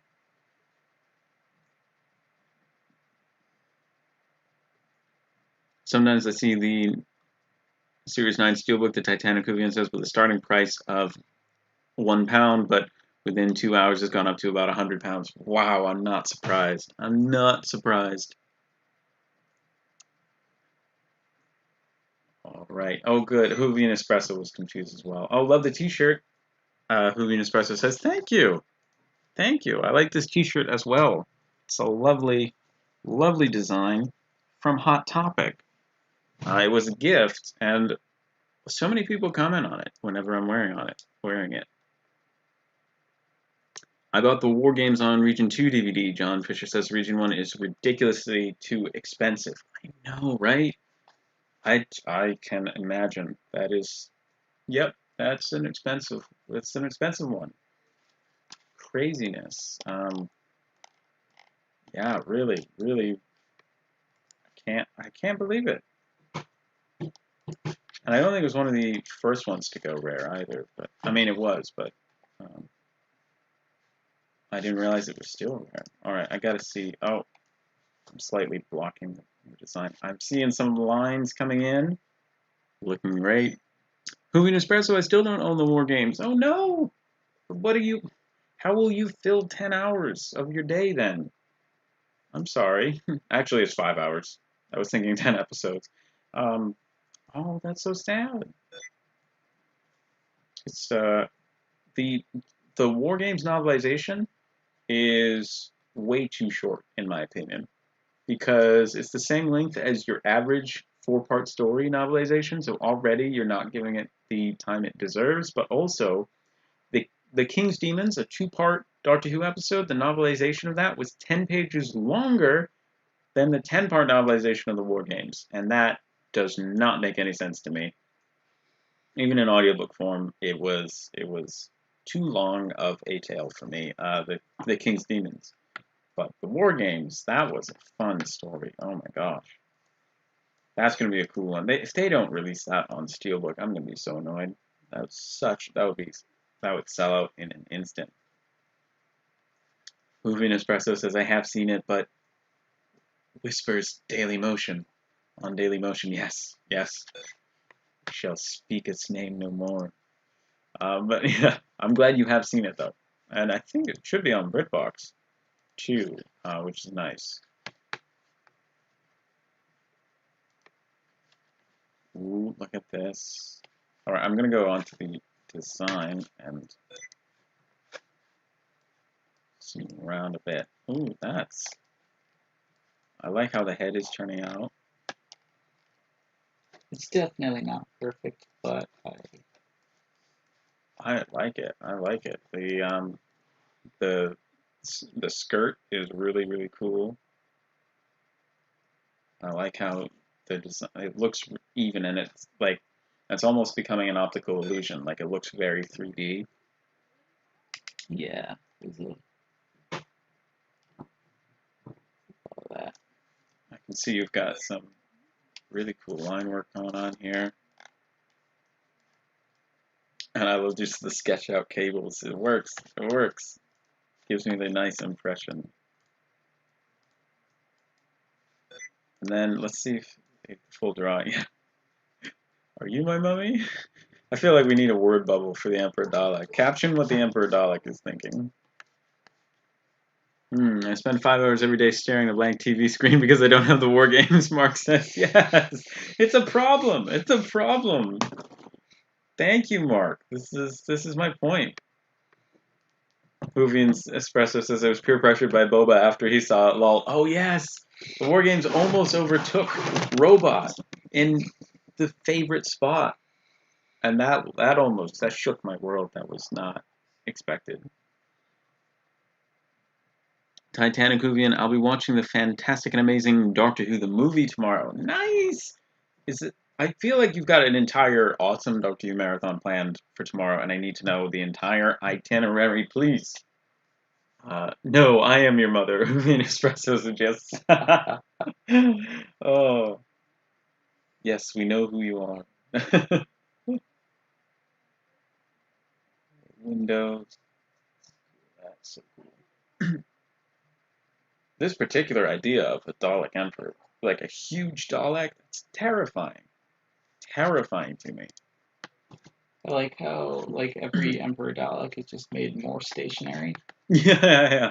Plugged in with cables. They already weren't that mobile, and then they just make them stationary. Yeah. Big booming voice. Feed me. Oh no, wait, that's the wrong story.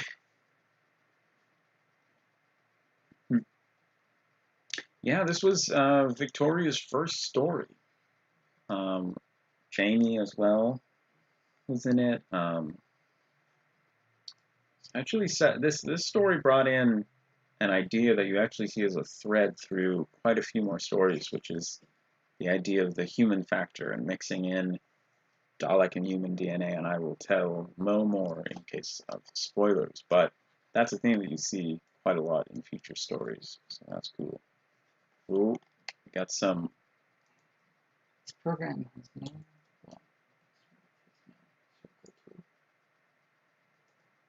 Currently working on the circles. Got a nice sketch outlined here. Yeah, there's quite a few rare things going around at the moment. Let's see what else is going on here. Let's look at the most expensive Doctor Who books. Let's see what's going on there.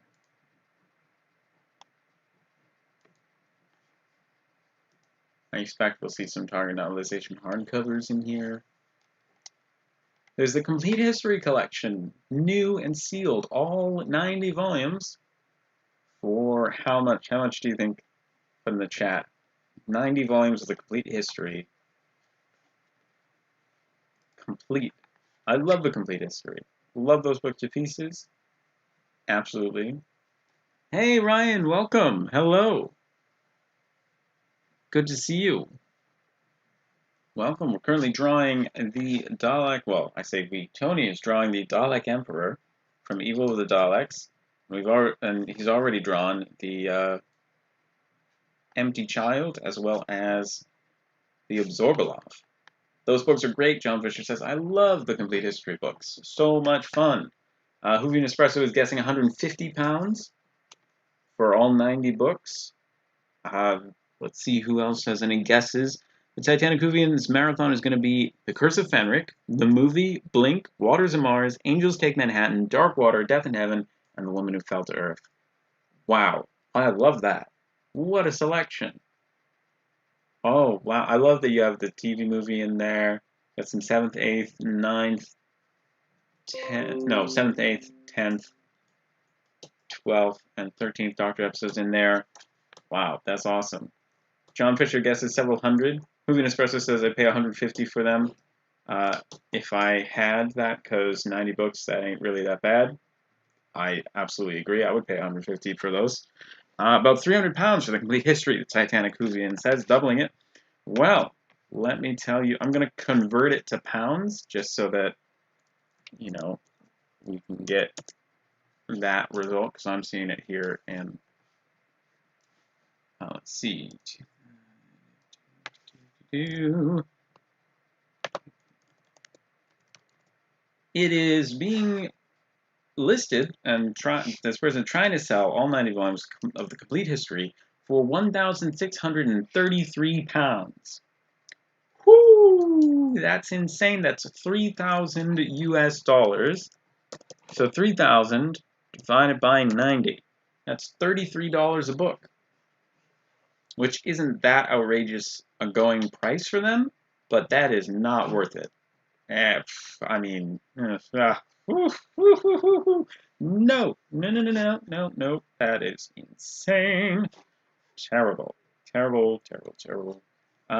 And they also have, again, the nerve to charge $375 shipping.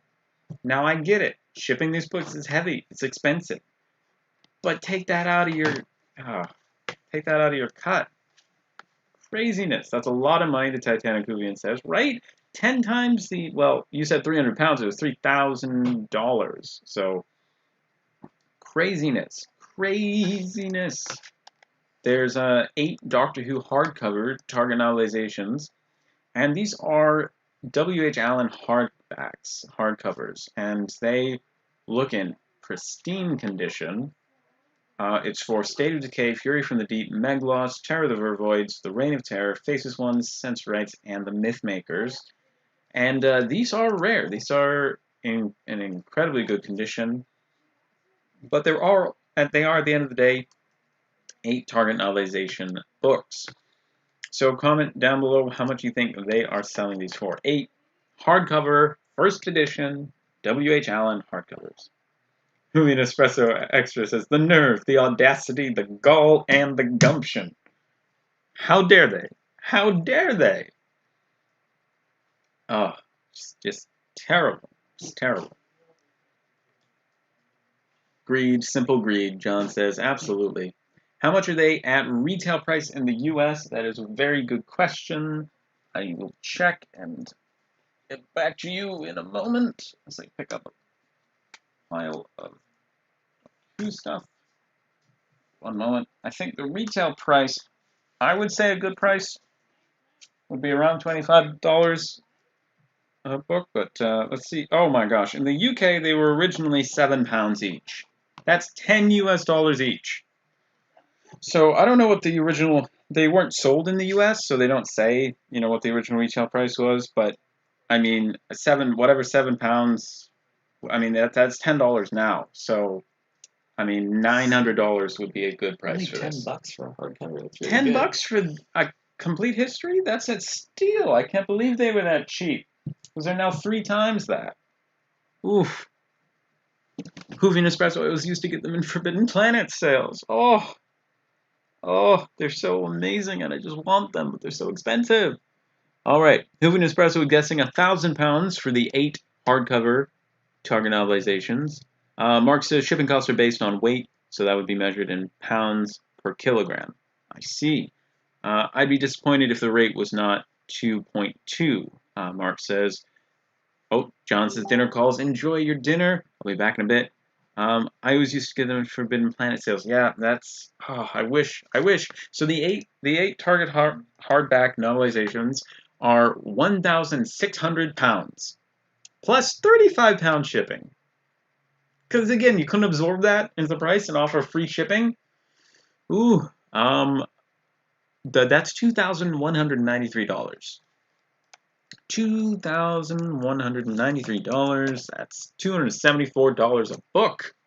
Ah, oh, so much. Too much. Too much. Oh my goodness, this is craziness. Craziness. There is a lot of 59 Past Doctor adventures. They're paperbacks. Look to be in good condition. 60 books. How much do you think these eBay sellers are selling them for? They're in good condition. It's really not, this one's not as crazy. Movie Espresso, I thought I really guessed high that time, right? Oh, Mark says that was a joke. I see, I trust you too much. I'm just not getting jokes today. I'm too trusting. Oh, so you're saying that, yeah, the shipping rate should be twice the price? Oh gosh, that would be terrible. Oh, Titanic Movie, and I have one W.H. Allen hardback book. That's incredible. Which one? Oh, I'm jealous. It's amazing.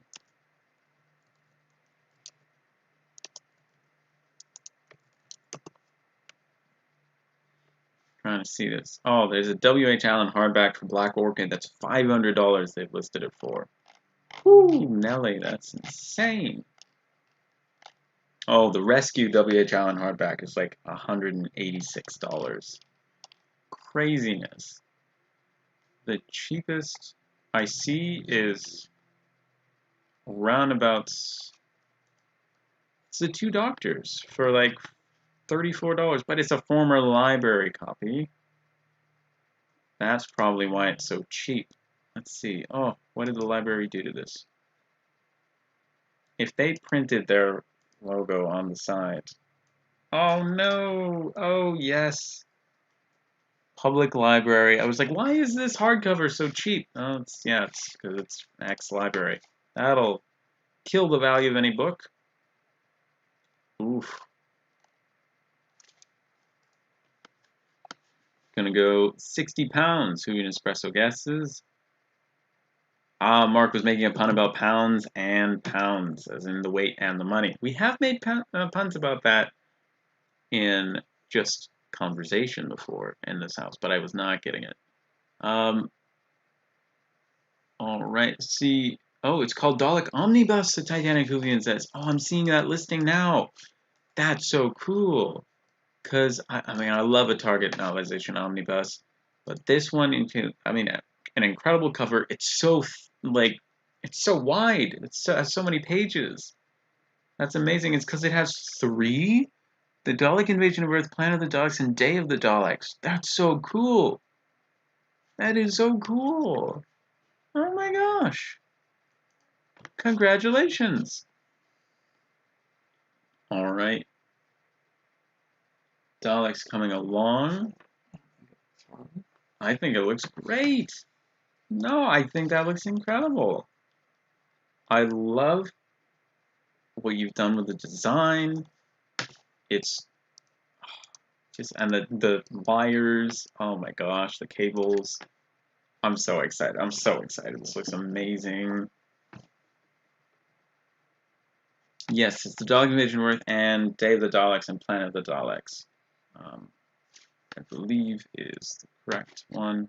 Yes. That is so cool. I mean, originally £7.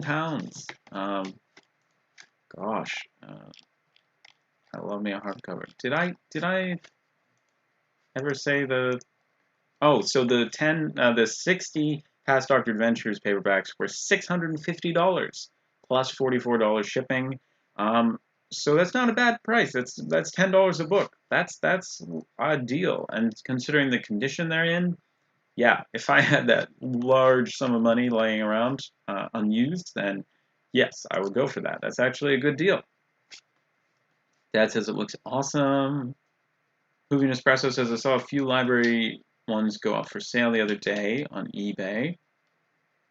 I see. Yeah, W.H. Allen hardcovers. They are rare finds, but really cool.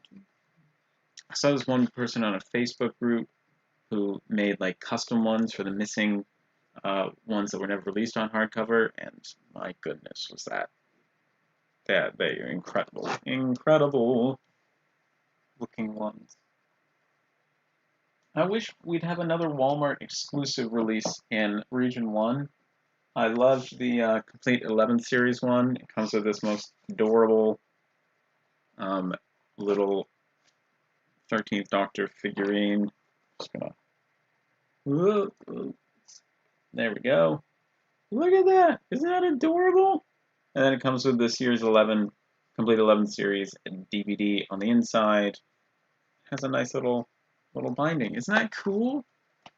I never get the experience, like the B&M, rushing to B&M to find the exclusive Doctor Who items. I never get that experience because there are literally no B&Ms in the US at all. So I loved going to Walmart and like searching for it and finding it and getting it. So much fun. I did a vlog about it back in 2019. You can watch that. Hoovy Nespresso says it's looking better than my traced one, not gonna lie. Oh my gosh. Love that Walmart DVD, probably the Region 1 DVD. I want the most, Hoovy Nespresso says. Oh wow. Oh dang. I don't know. I think I've seen it on eBay. Doctor Who complete 11th series. Yeah, so that was a Target, no, oh, sorry, Walmart exclusive. But I think there's actually an Amazon listing too. I'll have to check. Not seeing it yet. Let's see. No, I'm not seeing it on eBay anywhere. That's wild. Interesting. Wow. Wow. Let's check Amazon.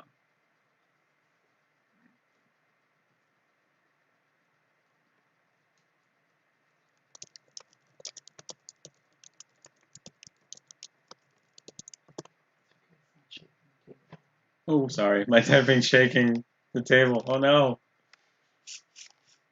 Oh, my gosh.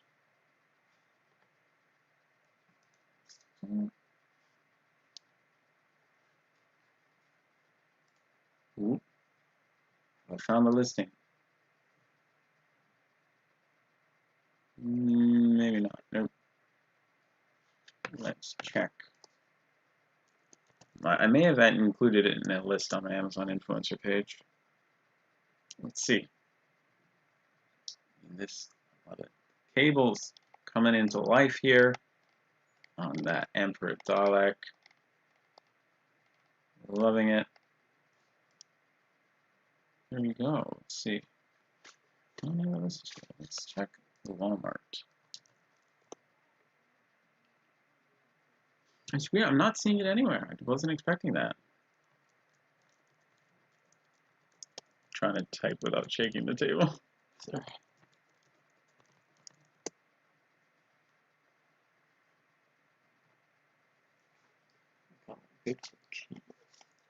Oh, the cables are done. I like it. I like it. I'm not seeing where. All right, go to the coloring. You've got 5 minutes to do the coloring. We might go a tad. We might go a tad. Oh, if you're okay, I'm okay with that. Might go a tad bit over. This is incredible. I mean, what I like is that you're really giving these enough of you're drawing these to a good quality, and you're not just like rushing through these. And I really appreciate that. I love how it's turning out. Ooh, the gray! We're getting some gray. Well, I'll keep an eye out for that Hoovy Nespresso and let you know if I see any good listings. Hey, Pair Crazies in the stream. Good evening. I kind of forgot about. No worries, no worries. We're so glad you're here. You made it. Happy birthday on the 24th, 6 days ago. Oh my gosh, happy birthday. And Pumpkin Crazy. Oh, it's your Halloween name. Nice. Oh, Boovie and Espresso would be great. Oh my gosh, yes. Oh, that's awesome. Oh, should I change my Twitter one to the Dr. Boo guide? That'll be fun. Okay, we gotta sing happy birthday to Pair Crazy 123. All right. You sing along at home with the delay. I'm sure it'll work out perfectly, and you can just tell me that we were perfectly in tune. Happy birthday to you. Happy birthday to you. Happy birthday, dear Pear Crazy 1, 2, 3. Happy birthday to you. That was terrible. That was terrible. That's truly bad. That was awful. Oh, you're gonna think Happy birthday to you. There we go. We can get the notes if I don't mess up.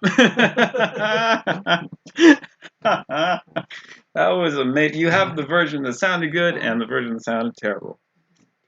I had the idea of us being called the Boo Crew. Oh my gosh, it's amazing. Yes. Yes. The Boo Crew. 1, 2, 3. We'll be just pressed with it. Oh my gosh. Well, happy birthday. Happy birthday. And happy birthday to any of you who have a birthday in October, November, even December. Happy birthday to all of you. And thanks so much for being here. Thanks so much for being the Boo Crew on the day before the Halloween Eve.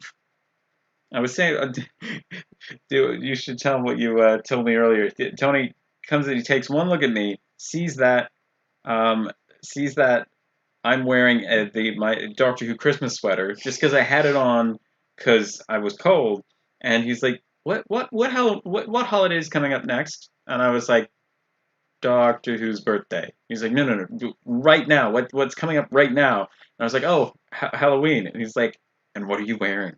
I'm like, "It's a Christmas sweater, okay? It's a Christmas sweater." So now I'm just wearing this. I don't have a Halloween Christmas sweater. Oh, a Halloween Christmas sweater. I don't have that either. No, I don't think anybody does. Yes, happy birthday to Hair Crazy 1, 2, 3. I feel like we should have gotten one of your drawing suggestions in today, but we got one in last time. Y'all gave me tough ones. So we gave them tough ones. Half. Right, we only got 3, but they're really good. They're really good, and they're not easy ones. Absorbaloff was like, it had like 3 faces minimum, so. And the evil of the Dalek, I mean, that's gonna look amazing. Hoovy and Espresso says I walked into a charity shop and they'd already taken down their Halloween display for Christmas. What? That makes no sense. You didn't even put it up for Halloween then. Oh my gosh! Wait until Halloween's one day over, and then you can kick it all out Don't you pre-celebrate all your holidays so you can avoid the crowds? Mark says Tim Burton does. Oh wow. That's true. They should have combined it. Done a Nightmare Before Christmas. Oh yeah, thing. A Nightmare Before Christmas Dark. I think there is something like that on Etsy. Ben, I'm hoping Jodie Whittaker goes out with a bang. I mean, I'm sure that they are going to make it a very exciting. The 7th Doctor sure did. The 7th Doctor. That. Oof. Too soon. 24 years too soon. 25 years too soon. Your entire lifetime. Yeah, exactly. Oh, out with a bang. Now I've got that TikTok song stuck in my head. That was. I'm sure they will. It's gonna be insane. I'm so excited for the new series. Oh my gosh, Centaurus and Weeping Angels and Cybermen and Ood and oh my gosh, that furry dog creature. It's gonna be so good. It's gonna be so good. I'm so excited. Well, maybe not the furry dog creature. Maybe not the furry dog creature. It's gonna either be good or bad in a Doctor Who sort of way. Look, somehow Star Wars gets away with it, but yeah, Star Wars gets away with Chewie, but nobody else. Oh my gosh!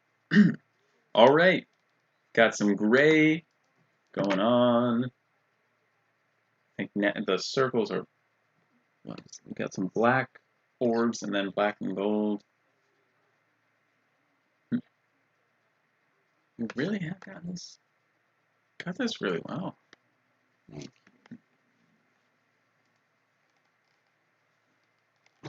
I think there were 3 Doctor Who episodes that aired. Oh, I'm back on Top Chat. Why am I on Top Chat? Thought I changed that. There were 3 Doctor Who episodes that aired on October 31st, aka Halloween. And I believe they were, let's see, if I remember correctly. Let's see, for new series, obviously we'll have the Halloween Apocalypse, but we have, let's see, the Zygon Invasion from Series 9 aired on Halloween in 2015. And let's see, for classic Doctor Who,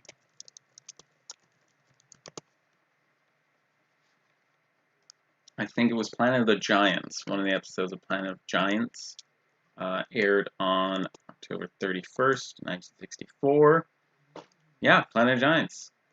Episode 1, also named Planet of Giants. So those were the ones that aired on Halloween. Oh my gosh, we have some more gray coming in. It's funny, I see it on the lag on the live stream, and then I'm like, oh, some time traveling here. Yeah, I'm excited to have Series 1 on Blu-ray. It's got 585 minutes approximately. Piece of cake. Piece of cake. Get that done in a day. I mean, technically. I also have the Logopolis German DVD, which is quite cool. I mean, the designs are just so good. So good. Got that on the back there. Very, very excited. But I also want to get the media book, because once you have media books, there's no going back. Ooh, we got some. Is that dark gray? Yeah, dark gray coming in. Yeah. Almost black. I Black. mean, I can't use black because then you won't see the outline. Oh, right. Loving it. So cool. I'm actually going to zoom in a sec, show people some of that. I'm getting memories of watching the Zygon Invasion on original broadcast, Titanic Vivian says. That's incredible. Oh yeah, we watched that when it came out. For sure. There's some cool stuff going on here. Let's see, let's go. Let's make this a little bit smaller. Yeah.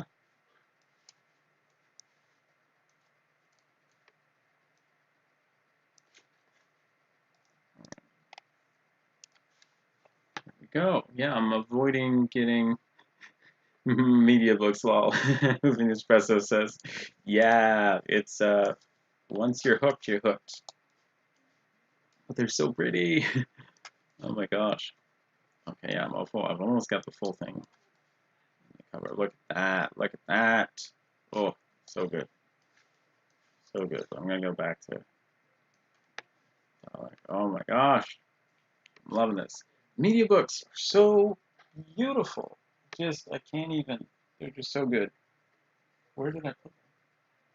Oh, they're back on the shelf. I see. That makes sense.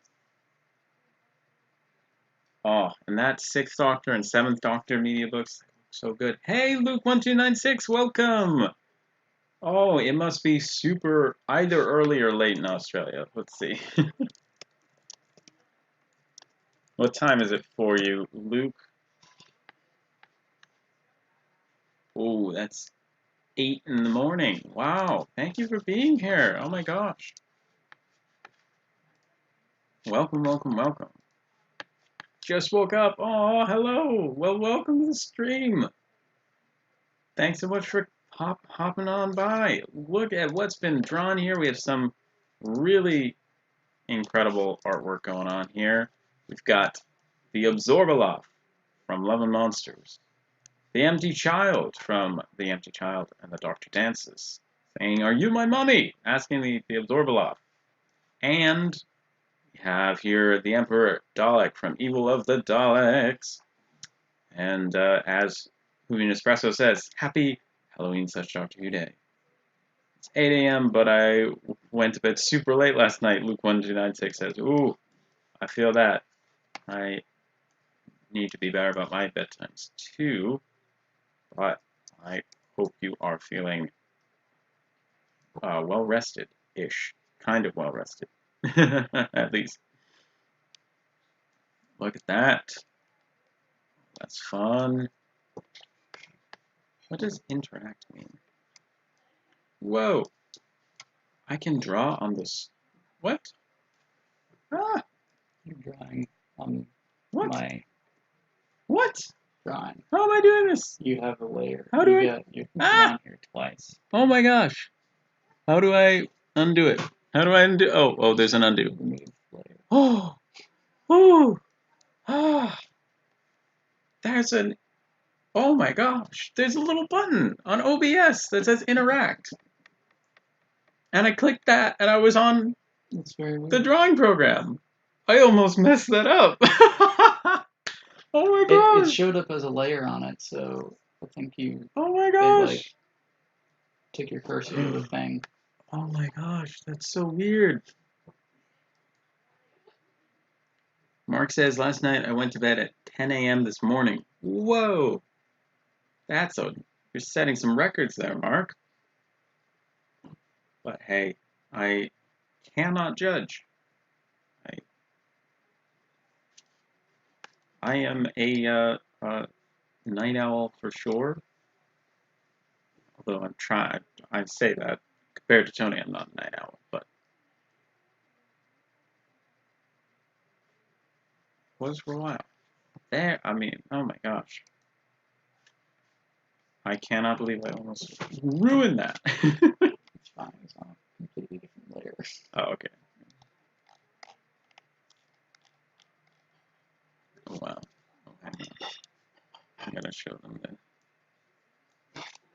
All right, so, whoa, look at all, it's infinite, whoa, hello, look at that, look, oh wait, whoa, here, hang on, I'm just gonna, I'm gonna pass this down to myself, just hello, have a War Games DVD, we'll just do like a little high five, whoa, look at that, woo, woohoo, look at that.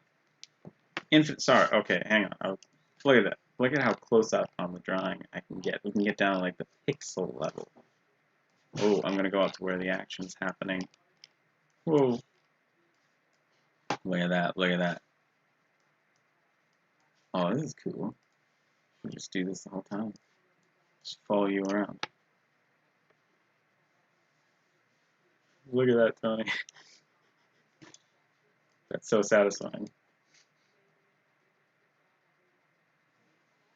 I like that it's a slightly lighter black than the outline. And then we have the lovely empty child right there. That pose. Oh, this guy.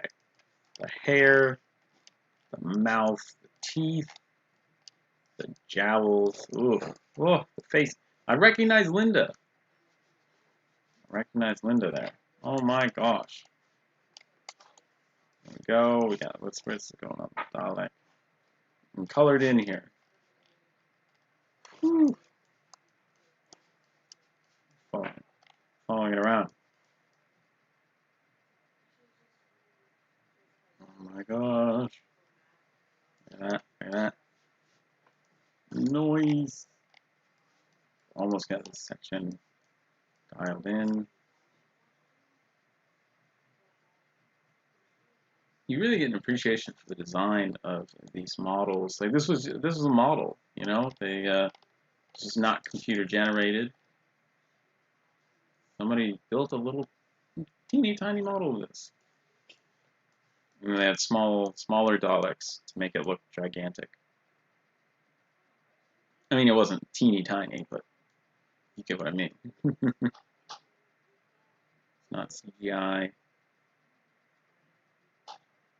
The practical effects, which aren't really that practical, if you get what I mean. All right, look at that. Oh, and then these are gold, right? Yeah. Oh, look at that. Oh, bigger brush. We got a bigger brush out. Ooh. That careful edging. Then you can just go wild with the inner brush strokes. I don't know if there's like mask off sections right on this program. and then just click and fill, you know, like that would be great. One day maybe I'll Okay. So we got the head in here. Ooh, there's Infinite Me again. Hello. Woo. one of these enough. Alright.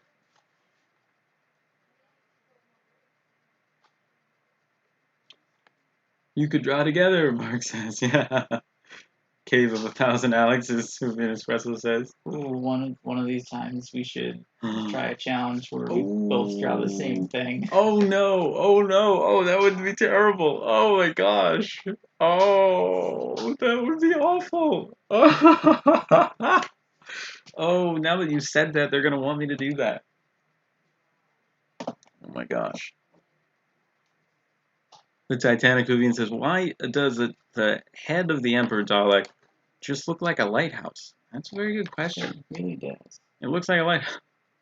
Luke1296 says, I really need to upload more videos. I've got so many filmed, but I've been super busy and haven't had the time. Hey, I get it. I get it. Editing takes so much time. It really does. Use two hands. You can give yourself infinite high fives. Oh yes. Let's try that. Let's try that. Hang on. Hey. Oh yeah. Hang on. Just there we go. That's a better high five. More Alexes than a multi-doctor story. Absolutely. Ursula from Linda. Oh gosh. See, it's been ages since I watched the episode. Luke1296, I still find it funny how they used a Chumbly on the Emperor Dalek's head. What? What? Oh my gosh, you're right. Like it kind of does look like that. Do it. Venus Espresso says, oh, you do not want to see me draw, but you might have to. You might have to. Oh my gosh. That would that would be so hard. Oh my gosh. All right. Gonna go back to the infinite display. Where is Aggie? There we go. Oh, look at that. Look at that. The head is coming into being with a Chumbly on top. That's incredible. Hashtag Chumbly hype, yo. Oh look, I can make it so small and then so every time you say large. that, I just hear Chumley from Pawn Stars. Oh. Oh my gosh. It's not a common word, Chumbly. It always makes me think of rumbly in my tumbly. It's cool that you can wait. That's not a layer. You're just coloring that in. I mean, it is on the colored layer. Okay. But what? That's impressive. Whoa! Wow! Whoa! Look at that! Who can play this game? Who can play this game? Whoa! Got to give them the best view of what you're drawing. Woohoo! Looks like it's filling up with like Dalek juices. Mm-hmm. Oh, you're going from the top. Oh, okay. I feel like I'm trying to film something and yes. Oh, what? Where are you? You're going in different. Stop.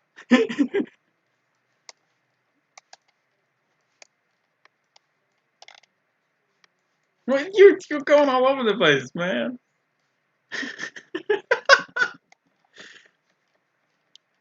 You're playing with me. You're playing with me. Okay, okay. Whoa! You just tilted it on your screen so much. Okay. Whoa. One more of these cards. These coins. The cables.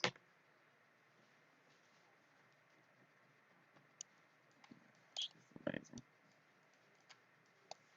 I feel like you've outdone yourself with this drawing. Thank you. Whoa. Oh my gosh. So close to completion.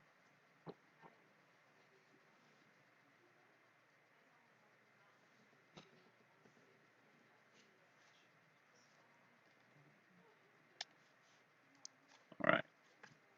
Let's go back to this display. Alright. Look at that. I gotta check in with the chat. Looking good, John Fisher says. I hope you had a good dinner. If you look it up, you can find some close-up images on the head, and it's the top of a Chumbly. Luke 1296 says.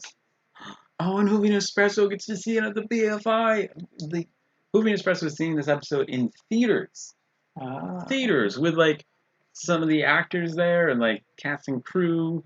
Oh my gosh. I'm jealous. Enjoy. Oh my gosh. Nice.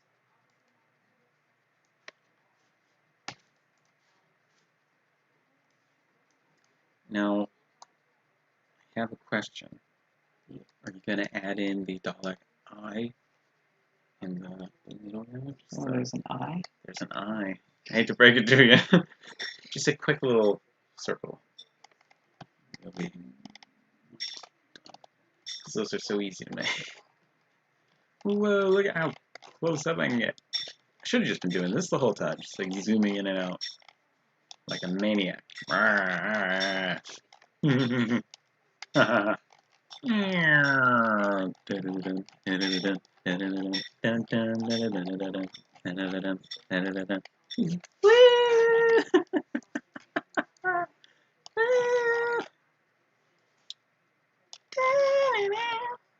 I'm done now. I'm good. It's the point of the stream where I'm going crazy. I'll make myself laugh.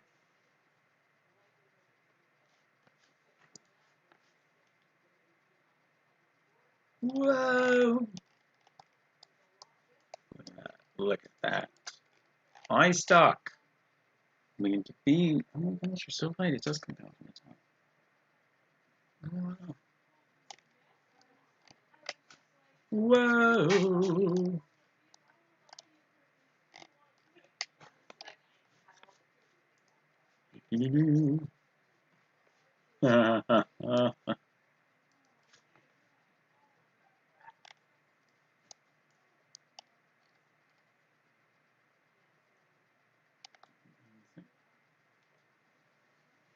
Hang on a sec. I'll be back. Be right back. Entertaining. I think that's what you're doing. John. You might be only watching.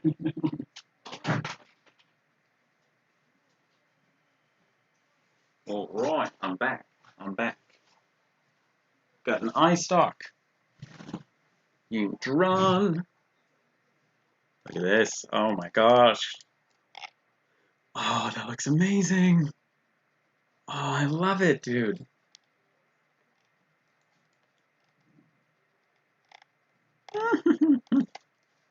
That's incredible. Look at that. That's amazing.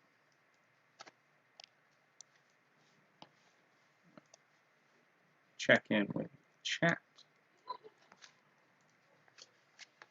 Extreme close-up. Looking like a very reflective Dalek, Moving Espresso says.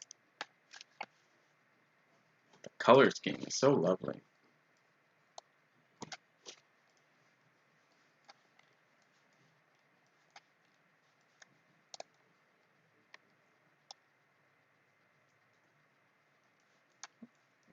Nice.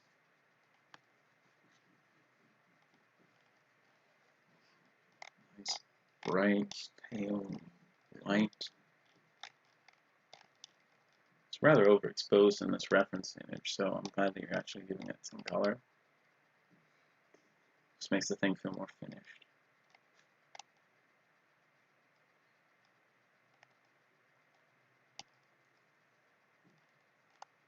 That's so cool.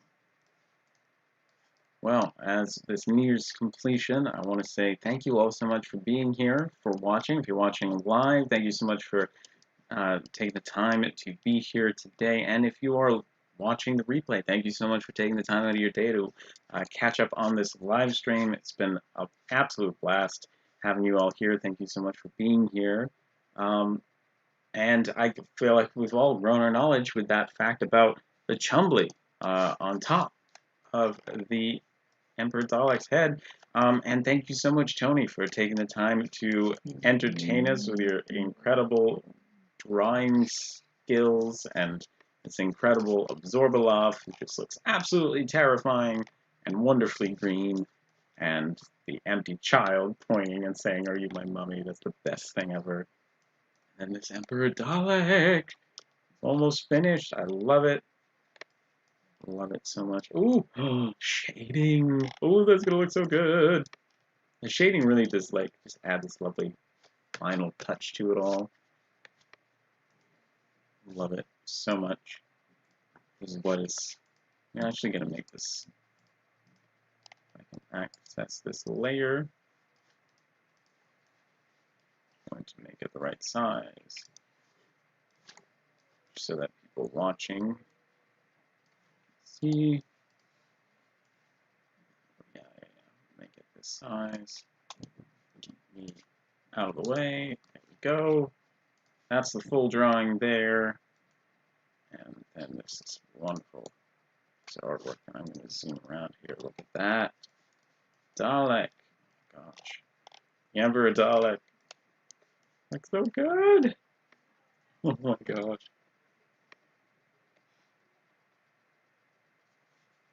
I love that shading. Oh my gosh. So cool. My phone started talking to me because my Doctor Who audiobook just started playing by accident.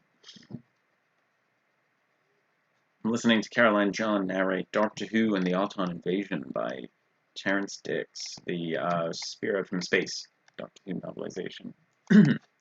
Ooh, got some more shading happening. That's so cool. Because it was lit from the top, you know, and the front, but It's just, I just noticed parts actually. attention to detail here. Shading. Okay, it's flat shading, I see. Going down the face. Okay, so that's now the shading going to begin.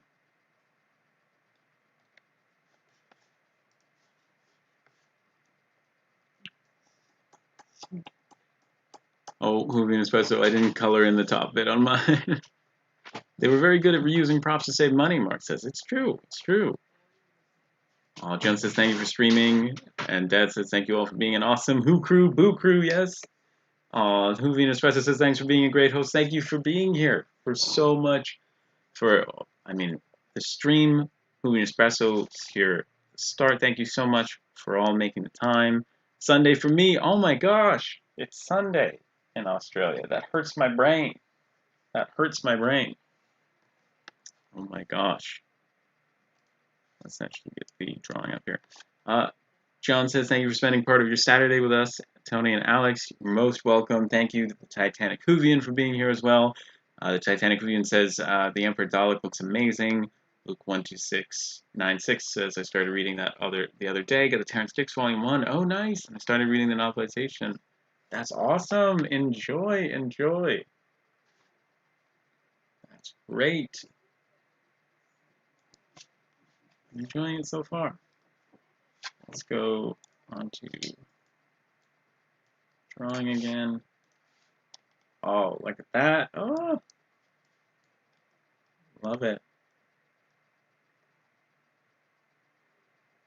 That's so cool. This panel finishing up.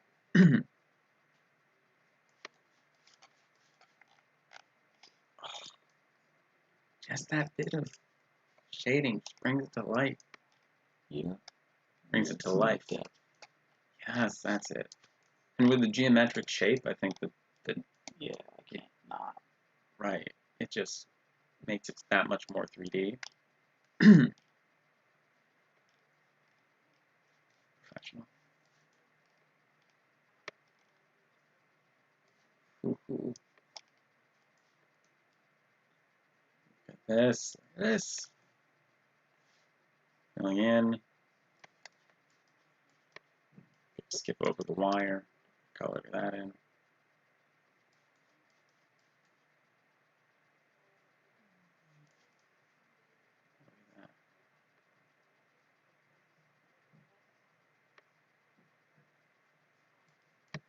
There we go. Panel's done. That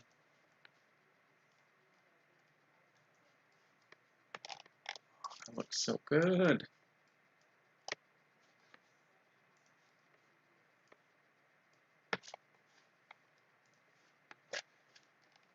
I can't believe it's Sunday in Australia. It's very tiny, lemmy, wibbly wobbly. Very much so.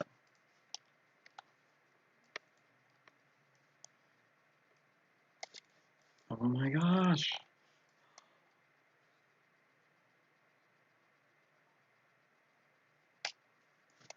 So good.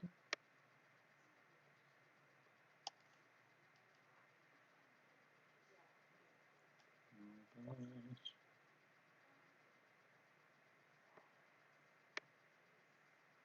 So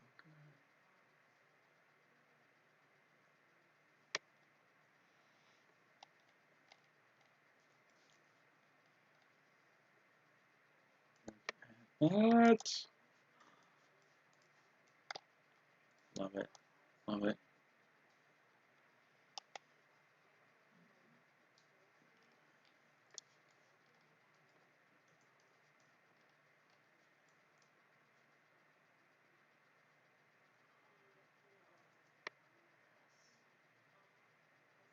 That's so cool.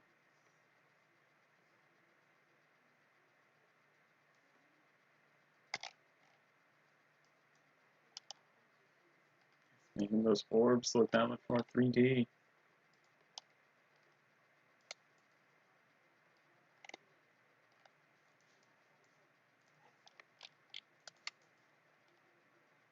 Just get that crescent shape in there.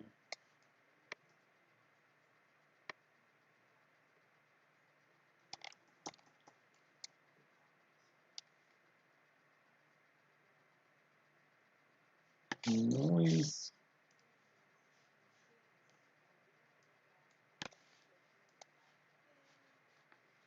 Luke1296 says, wow, it really does look amazing. I have to agree. That is just looking incredible.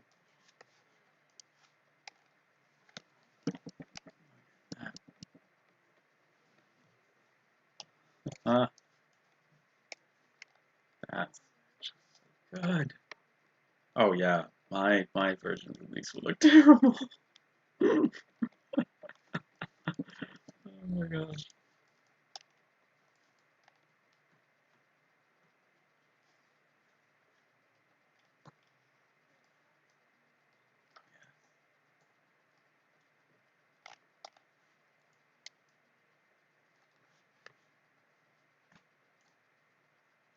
Earth Mama 23 says it's so fun to watch art happen in real time. What a talented family you have.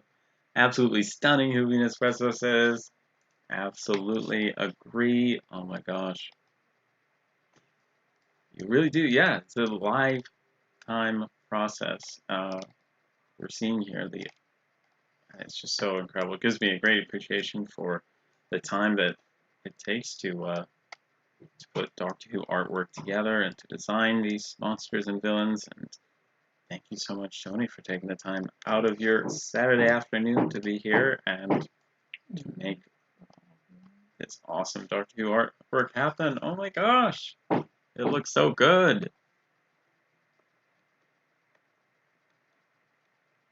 Love it.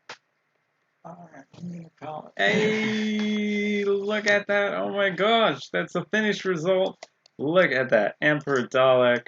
Oh my gosh, I love that pieces. That's my favorite that you've drawn so far. I mean, this pose, though, is so spot on. We gotta We gotta do the thing. What's the thing? I also love how you've drawn this. Oh my gosh. I think the flabbiness under the arms will just forever haunt my nightmares. Oh my gosh, what do we have here? What do we have? Thought bubble. Oh, I love it. Love it. Oh, hang on. I'm not gonna show them until it's complete. What will Tony write? And I'm gonna give you this is oh my gosh. It's gonna be so good. The Absorber laugh. He's scared of the gas mask zombie, the Titanic Movie says. Oh my gosh. I would be too. Gosh.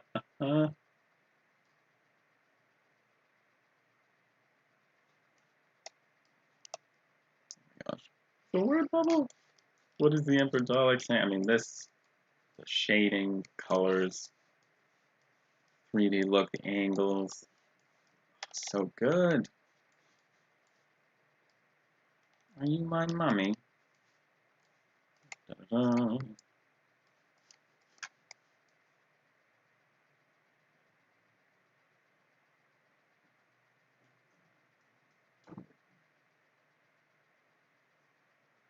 See what he's writing.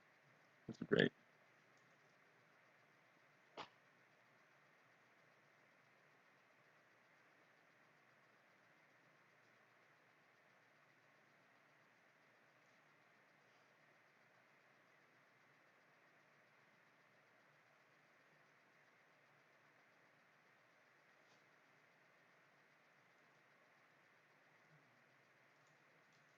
Right. Close to revealing time. All right. See the word bubble. Saying no, I am your father. Oh my gosh, I love it. Well done. Round of applause. That's amazing. Thank you so much for being here and drawing this incredible artwork, Tony. Let's get you back into frame here. Thank you so much. What an incredible job you've done. The Absorbaloff, the Empty Child, and the Emperor Dalek. Congratulations to all of you who suggested those. Thank you so much for being here, for hanging out. Thank you so much, Tony. Well done. Well done. Thank you all for the compliments. This is incredible. I couldn't hope for a better result. Thank you so much for being here, watching this live stream, and for hanging out with us. Hey, keep growing your knowledge, collection, and connection, and we hope to see you in the next video or live stream. Bye.